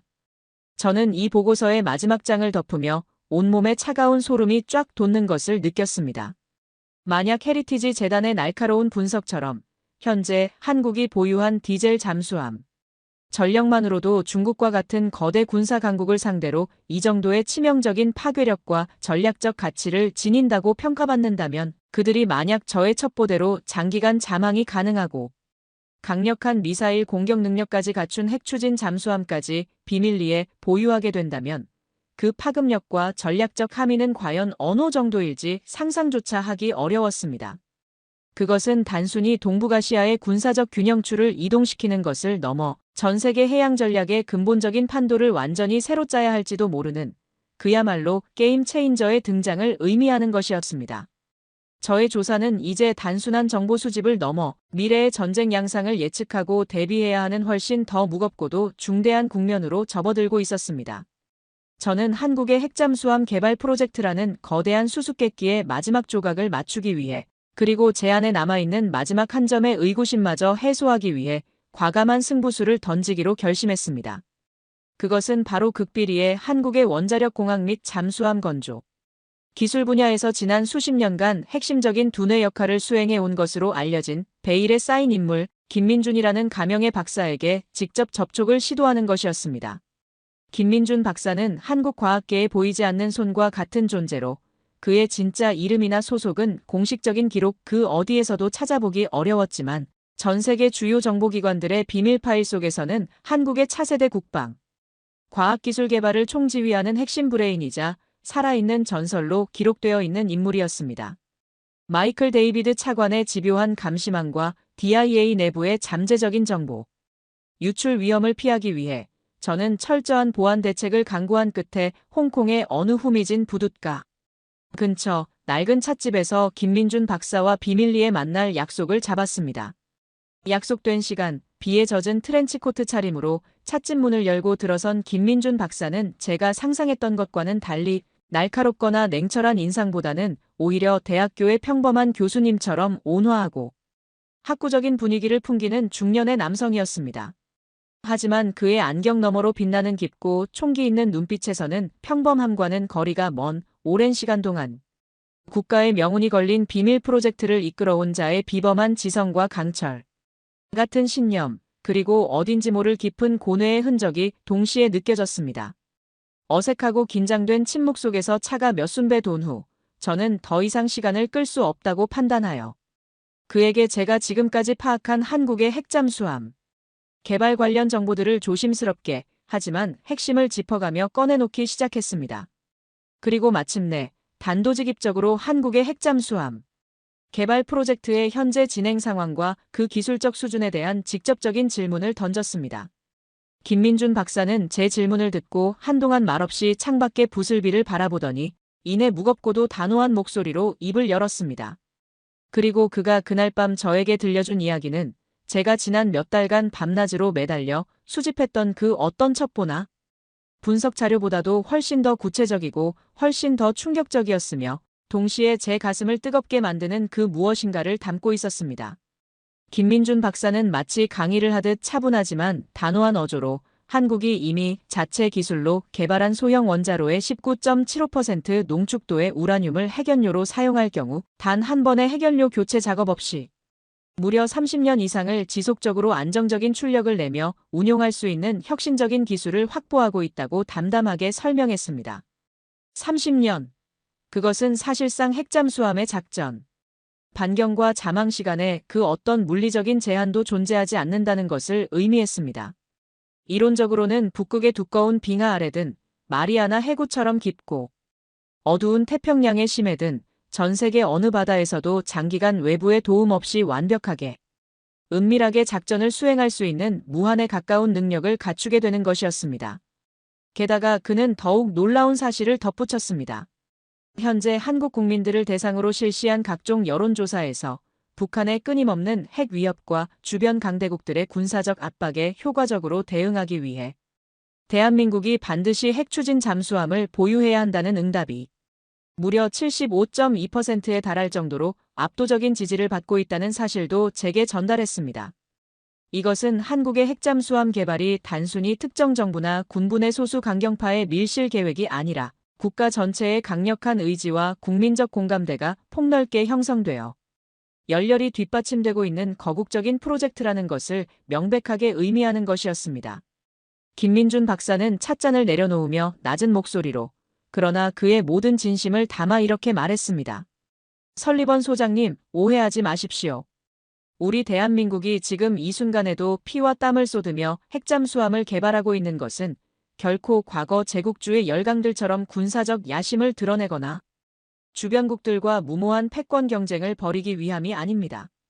이것은 지난 수천 년의 역사 동안 수없이 반복되었던 외부의 침략과 위협 속에서 마침내 우리 스스로의 힘으로 우리의 생존을 보장하고 우리 아이들에게는 다시는 전쟁의 공포가 없는 평화로운 미래를 물려주기 위한 정말이지 최소한의 그리고 절박하기 그지없는 자위적 조치일 뿐입니다. 우리는 그 누구도 먼저 침략하거나 위협할 생각이 추호도 없습니다. 다만 그 누구도 다시는 우리 대한민국을 함부로 얕보거나 넘보지 못하게 만들고 싶을 뿐입니다. 그의 마지막 말에는 강한 자부심과 함께 오랜 시간 동안 억눌려왔던 한민족의 깊은 한과 절박함이 마치 비수처럼 제 가슴에 와닿았습니다. 저는 그의 진심 어린 말을 들으며 더 이상 이 문제를 단순한 군사기술의 발전이나 국제정치의 힘겨루기라는 냉정한 관점에서만 바라볼 수 없다는 것을 뼈저리게 깨달았습니다. 이것은 하나의 국가, 하나의 민족이 자신들의 존립과 미래를 걸고 벌이는 처절하고도 숭고한 외침이었습니다. 그리고 저는 그 외침 앞에서 숙연해지지 않을 수 없었습니다. 김민준 박사와의 운명적인 만남 이후 저는 한국의 핵잠수함 개발 프로젝트를 이전과는 전혀 다른 훨씬 더 깊고 넓은 시각에서 바라보게 되었습니다. 그들이 그토록 처절하게 그리고 은밀하게 추구하고 있는 것은 단순히 더 강력한 무기를 손에 넣으려는 군사력, 증강의 욕구나 특정 가상 적국에 대한 군사적 위협을 과시하려는 단순한 의도가 아니었습니다. 그것은 핵무기를 보유하지 않은 국가가 핵무기를 가진 주변 강대국들의 끊임없는 위협과 잠재적인 핵공격의 공포로부터 어떻게 스스로를 효과적으로 지켜낼 수 있을 것인가라는 근본적인 질문에 대한 한국 나름의 독창적이고도 혁신적인 해답을 찾아가는 과정이었습니다. 그들은 핵확산 금지 조약이라는 국제적인 규범과 현실적인 제약 조건을 철저히 준수하면서도 동시에 자국의 심각한 안보 공백을 메우기 위한 고뇌에 찬 해법, 즉 신개념 K안보 모델을 스스로 구축하려는 처절하고도 눈물겨운 노력이었던 것입니다. 어쩌면 이것은 핵무기의 가공할 파괴력과 끝없는 군비 경쟁의 악순환 속에서 신음하고 있는 현대 국제사회에 핵무기 없이도 국가의 안보를 지킬 수 있다는 새로운 가능성과 희망을 제시하는 혁명적인 발상의 전환일지도 모른다는 생각마저 들었습니다. 대한민국은 핵무기 개발이라는 어쩌면 훨씬 더 쉽고 빠른 길처럼 보일 수도 있는 위험한 유혹을 단호히 뿌리치고 대신 훨씬 더 어렵고 복잡하지만 궁극적으로는 더욱 지속 가능하고 국제사회의 지지를 받을 수 있는 방식으로 자국의 핵심적인 안보 이익을 확보하려는 현명하고도 용기 있는 길을 스스로 선택한 것이었습니다. 그들이 개발하고 있는 국제적인 감시와 통제로부터 비교적 자유로운 전홍축, 우라늄을 사용하는 핵추진 잠수함은 핵무기의 직접적인 확산이라는 최악의 위험을 피해가면서도 동시에 기존의 재래식 무기로는 상상할 수 없는 강력한 전략적 억제력을 발휘할 수 있는 엄청난 잠재력을 가지고 있었습니다. 이는 단순히 대한민국의 독자적인 생존 전략을 넘어서 비슷한 안보적 딜레마에 처해 있는 전 세계의 다른 많은 비핵 국가들에게도 새로운 영감과 용기를 줄 수 있는 매우 의미 있는 선례가 될 수 있었습니다. 만약 한국의 이러한 독창적인 안보 모델이 성공적으로 국제사회에 정착되고 인정받게 된다면 이는 무분별하고 위험천만한 핵개발 경쟁을 효과적으로 억제하고 나아가 세계 평화와 안정에 실질적으로 기여하는 매우 긍정적인 효과를 가져올 수도 있을 것이라는 기대감마저 들었습니다. 물론 한국의 이러한 담대한 시도가 핵무기 보유를 기정사실화하고 있는 주변 강대국들의 즉각적인 반발과 더욱더 노골적인 견제를 불러일으킬 것이라는 점은 불을 보듯 훤한 사실입니다. 하지만 저는 그럼에도 불구하고 대한민국이 선택한 이 고독하고 험난한 길이 그들의 파란만장했던 역사적 경험과 결코 녹록지 않은 지정학적 숙명 속에서 찾아낼 수 있었던 가장 현실적이고도 지혜로운 그리고 어쩌면 유일한 해법일 수 있다는 강한 믿음을 갖게 되었습니다. 그들은 절망적인 상황과 불가능해 보이는 도전 앞에서도 결코 좌절하거나 포기하지 않고 오히려 더욱더 창의적이고 혁신적인 방식으로 위기를 정면으로 돌파하려는 불굴의 의지와 저력을 보여주고 있었던 것입니다. 저는 그들의 그런 모습에서 깊은 감명과 함께 존경심을 느끼지 않을 수 없었습니다. 저는 김민준 박사가 제게 들려주었던 그 생생하고도 충격적인 증언들과 지난 몇 달간 밤낮 없이 매달려 비밀리에 수집했던 방대한 양의 정보 자료들을 하나하나 종합하고 분석하면서 지난 22년이라는 실로 길고도 험난했던 시간 동안 단 한순간도 언론의 스포트라이트나 대중의 관심조차 받지 못한 채 오직 국가의 미래와 국민의 안위만을 생각하며 이 거대하고도 위험천만한 비밀 프로젝트에 자신의 모든 것을 묵묵히 쏟아부어온 수많은 한국의 이름 없는 연구자들과 헌신적인 기술자들, 그리고 투철한 사명감으로 무장한 군 관계자들의 그 숭고한 헌신과 눈물겨운 노력을 마치 눈앞에서 보는 것처럼 생생하게 떠올리지 않을 수 없었습니다. 그들은 외부 세계로부터 쏟아지는 끊임없는 의심의 눈초리와 첨단 기술 유출을 막기 위한 강대국들의 집요한 감시, 그리고 내부적으로는 상상을 초월하는 기술적 한계와 턱없이 부족한 연구개발, 예산이라는 혹독한 이중, 삼중의 고통 속에서도 결코 좌절하거나 포기하지 않았습니다.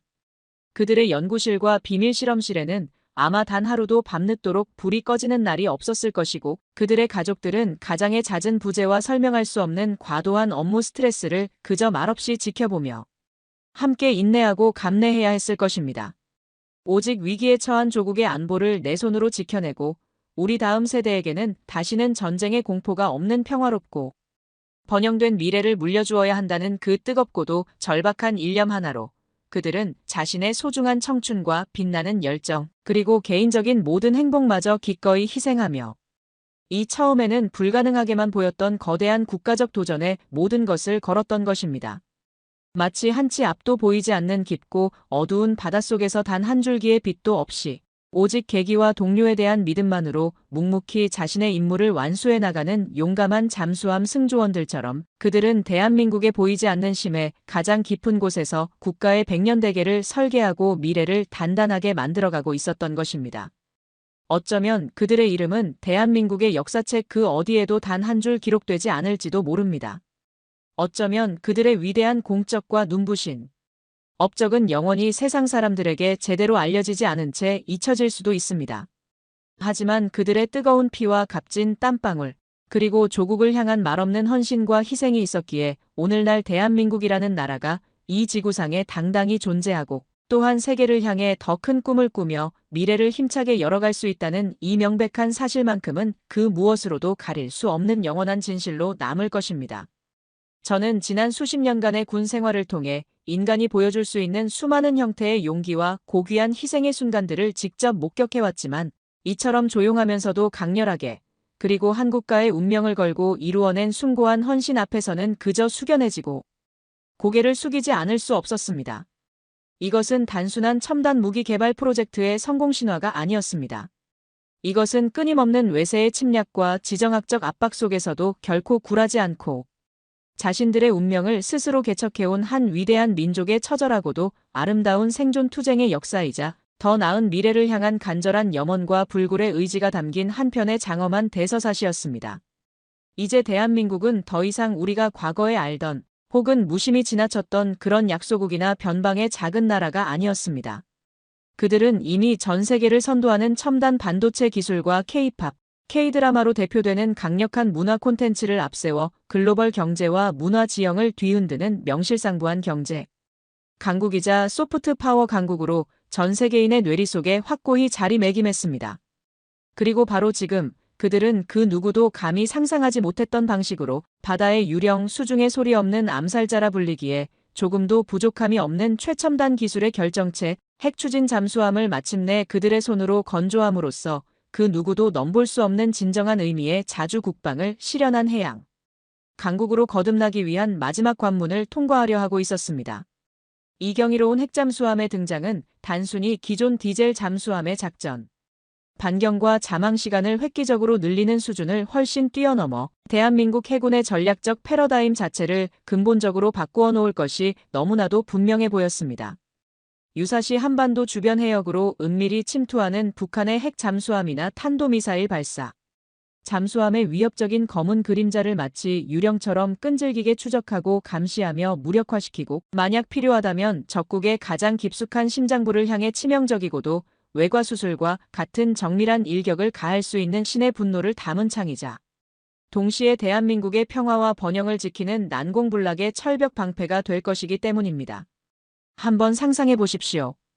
국제사회의 그 어떤 감시망에도 포착되지 않은 채 수개월 동안 망망대해 깊은 바닷속에서 한 점의 소리도 없이 은밀하게 기동하며 가상 적국의 해군기지나 핵심적인 전략시설들을 손금 보듯 감시하고 마침내 결정적인 순간 대통령의 명령이 떨어지는 즉시 수직 발사관에서 불꽃을 내뿜으며 솟구쳐 오르는 강력한 초음속 미사일로 수천 킬로미터 떨어진 목표를 단 몇 분 만에 정확히 초토화시키는 대한민국 해군의 검푸른 핵잠수함의 위용을 말입니다. 이것은 더 이상 할리우드 액션 영화 속의 허황된 이야기가 아니었습니다. 대한민국의 이름 모를 수많은 연구자들과 불굴의 의지를 가진 기술자들은 자신들의 피와 땀, 그리고 천재적인 능력으로 그것을 바로 우리 눈앞의 현실로 당당히 만들어내고 있었던 것입니다.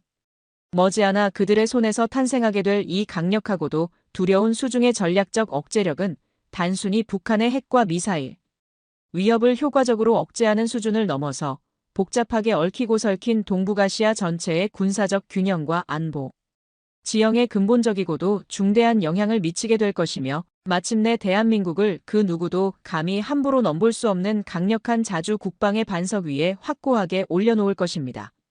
한때 세계인들에게 고요한 아침의 나라라는 평화롭지만 어딘지 모르게 수동적인 이미지로 알려졌던 대한민국은 이제 그 낡은 이미지를 벗어던지고 전 세계의 바다를 호령하는 심해에 포효하는 백호로 장엄하게 다시 태어날 모든 준비를 마치고 있었습니다.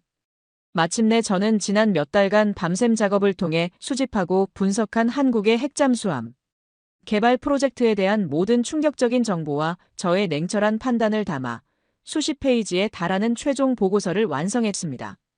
그리고 그 보고서가 담긴 검은색 가죽 가방을 옆구리에 낀 채 저는 비장한 각오로 미 국방부의 심장부, 펜타곤 가장 깊숙한 곳에 위치한 최고 위급 군사 전략 회의실로 향했습니다. 육중한 방음 철문이 열리자 거대한 마호가니 테이블 주위에는 마이클 데이비드 차관을 비롯하여 합창의장, 각 군 참모총장, 그리고 국가안보회의의 핵심 관계자들까지 그야말로 미국의 국방 및 안보 정책을 좌지우지하는 모든 거물급 인사들이 무거운 표정으로 저의 보고를 기다리고 있었습니다. 회의실의 공기는 마치 폭풍전야처럼 팽팽한 긴장감으로 가득 차 있었고 그들의 날카로운 시선은 일제히 저에게로 향했습니다. 저는 준비한 프레젠테이션 화면에 첫 번째 슬라이드를 띄우고 떨리는 목소리를 애써 가다듬으며 보고서의 내용을 하나하나 차분히 발표하기 시작했습니다. 처음에는 회의실 곳곳에서 회의적인 표정과 함께 가벼운 술렁임, 그리고 믿을 수 없다는 듯한 나지막한 탄식들이 새어나왔습니다. 하지만 시간이 흐를수록 제가 제시하는 구체적이고 반박 불가능한 증거 자료들과 한국의 경이로운 기술적 성취, 그리고 핵잠수함 보유에 대한 그들의 확고하고도 절박한 국가적 의지에 대한 설명이 이어지자 회의실의 분위기는 점차 싸늘한 침묵과 함께 무겁게 가라앉기 시작했습니다. 특히 한국이 국제적인 제재를 피하기 위해 우라늄 농축도 20% 미만의 전홍축, 우라늄을 사용하면서도 동시에 핵잠수함의 장기 작전에 필요한 충분한 동력을 확보하는 데 성공했으며 이미 단 한 번의 연료 교체 없이 30년 이상 지속적인 운용이 가능한 소형 원자로 핵심 기술을 사실상 확보했다는 분석 내용을 발표하는 대목에서는 회의실에 모인 그 어떤 백전노장의 제독이나 노련한 전략가라 할지라도 경악과 탄식을 금치 못하는 표정이 역력했습니다.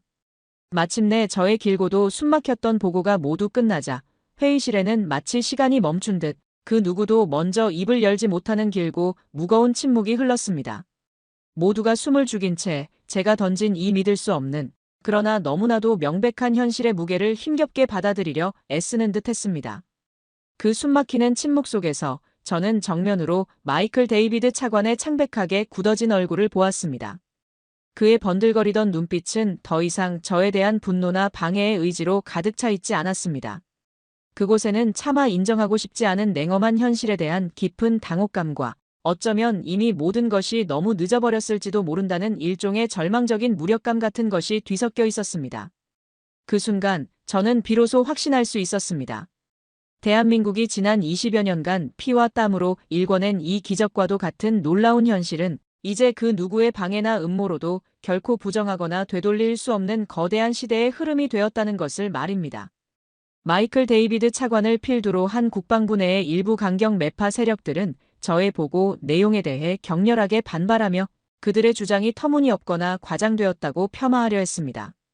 그들은 한국의 핵잠수함 개발이 국제 핵 비확산 체제에 심각한 균열을 가져올 것이며 이는 결국 미국의 국익에도 치명적인 손상을 입힐 것이라고 목소리를 높였습니다.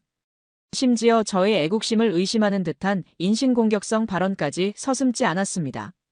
하지만 저는 조금도 위축되거나 물러서지 않았습니다. 저는 그들의 모든 반론과 회유, 그리고 때로는 협박에 가까운 압력에도 불구하고 저의 군인으로서의 양심과 전문가로서의 소신을 굽히지 않았습니다.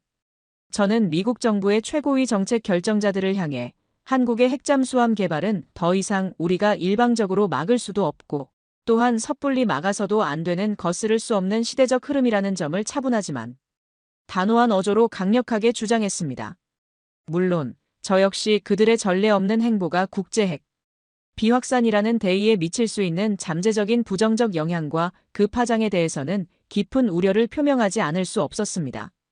하지만 동시에 지구상 유일의 분단 국가로서 북한이라는 예측 불가능하고 호전적인 핵보유국의 직접적이고도 상시적인 위협에 정면으로 노출되어 있는 대한민국의 극히 특수하고도 절박한 안보 현실 또한 우리가 결코 외면하거나 간과해서는 안 된다고 열정적으로 역설했습니다.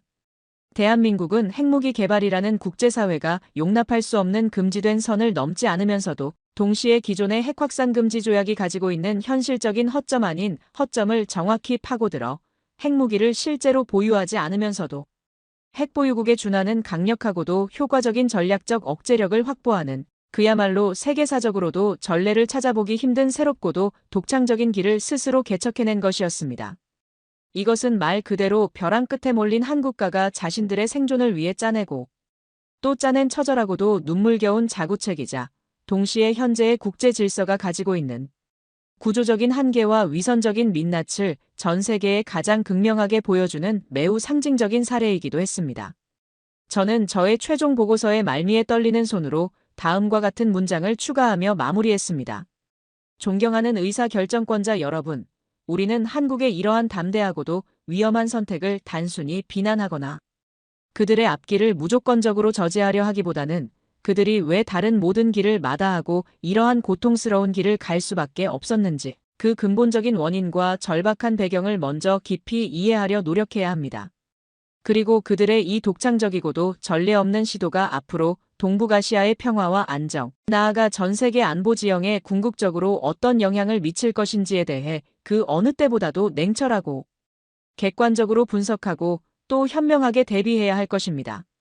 저의 보고는 예상했던 대로 미국 조야 전체에 엄청난 파장을 일으켰고 이후 몇 주 동안 백악관과 국무부 그리고 의회에서는 이 문제를 둘러싼 격렬하고도 첨예한 논쟁이 밤낮 없이 계속되었습니다. 결국 기나긴 시간 동안 이어진 물밑에서의 치열한 격론과 수많은 전략회의 그리고 동맹국들과의 복잡한 외교적 협의 끝에 미국 정부는 최종적으로 한국의 핵잠수함 개발을 사실상 묵인하는 방향으로 그동안에 강경했던 정책 기조를 조용히 하지만 분명하게 선회하게 되었습니다. 물론 미국 정부는 공식적으로는 여전히 국제 핵 비확산 원칙의 중요성을 지속적으로 강조하며 한국의 독자적인 움직임에 대해 일정한 수준의 우려를 표명하는 외교적 제스처를 취했지만 물밑에서는 더 이상의 노골적인 제지나 경제적, 군사적 압박을 가하지 않는다는 일종의 암묵적이고도 현실적인 합의가 양국 간에 이루어진 것입니다. 이는 국제안보 지형에 있어서 하나의 매우 중요하고도 새로운 패러다임이 형성되는 역사적인 순간이었습니다. 핵무기를 보유하지 않은 중견 국가가 국제적인 규범과 제재의 테두리 안에서 합법적인 수단을 통해 핵보유국에 버금가는 강력한 전략적 억제력을 독자적으로 확보할 수 있다는 놀라운 가능성을 전 세계에 현실로 똑똑히 보여준 최초의 사건이었기 때문입니다. 저는 그로부터 몇 달 후 모든 공식적인 직책에서 물러나 완전히 개인적인 자격으로 한국을 다시 방문할 기회가 있었습니다. 남해의 푸른 물결이 넘실대는 부산의 해군작전사령부가 멀리 내려다 보이는 작은 언덕 위에 서서 저는 말없이 끝없이 펼쳐진 대한민국의 드넓은 바다를 한참 동안 바라보았습니다.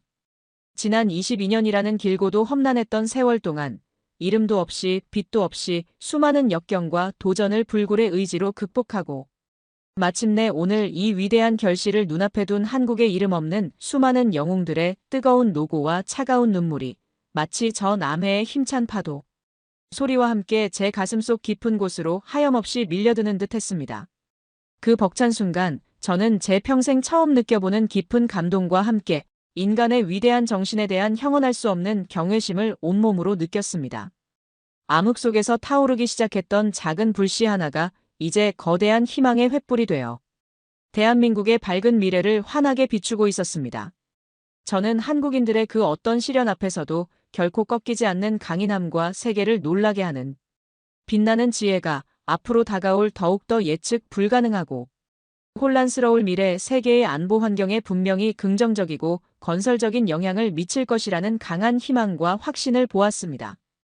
대한민국은 이제 과거의 아픔과 현재의 위협을 모두 뛰어넘어 그 누구도 감히 넘볼 수 없는 진정한 의미의 해양 강국으로 이 세계 무대 위에 당당히 자리매김했음을 저는 온 마음을 다해 기쁘게 선언하고 싶었습니다. 그들의 푸르고 깊은 바다는 이제 더 이상 외부로부터의 위협이 밀려오는 통로가 아닌 대한민국의 평화와 번영을 굳건히 지키는 강력하고도 믿음직한 성벽이 될 것이었습니다. 제가 오늘 여러분께 들려드린 너무나도 충격적이고 또 한편으로는 가슴 벅찬 감동을 안겨주는 이야기에 대해 여러분은 지금 어떤 생각을 하고 계십니까? 한반도의 작은 나라 대한민국이 수십 년간 철저한 보안 속에서 극비리에 추진해온 핵추진 잠수함 개발 프로젝트, 그리고 마침내 그들의 손으로 이룩한 경이로운 기술적 성취와 전 세계를 놀라게 한 그들의 담대하고도 위대한 도전에 대한 여러분의 소중하고도 다양한 의견을 지금 바로 주저하지 마시고 아래 댓글창에 자유롭게 남겨주십시오.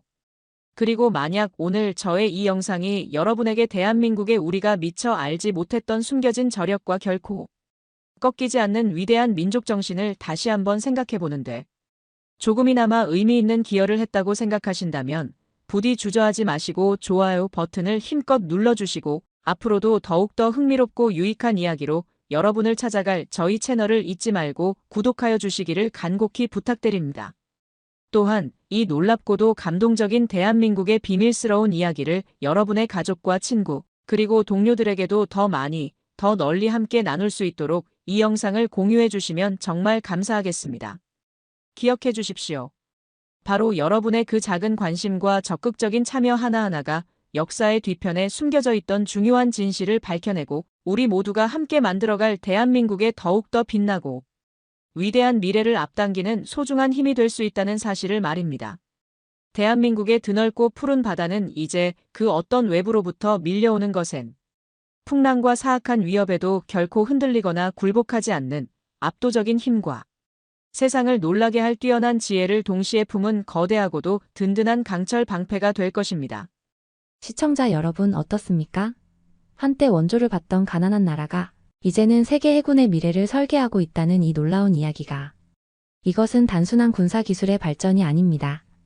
이것은 포기하지 않는 도전 정신과 위기를 기회로 만드는 지혜가 이뤄낸 위대한 승리의 기록입니다. 여러분이 이 영상에서 가슴 뜨거운 자부심을 느끼셨다면 주저하지 마시고 구독과 좋아요를 눌러주십시오. 여러분의 응원이 저희에게는 가장 큰 힘이 됩니다. 이 놀라운 대한민국의 이야기를 더 많은 사람이 알 수 있도록 지금 바로 공유 버튼을 눌러주시기 바랍니다.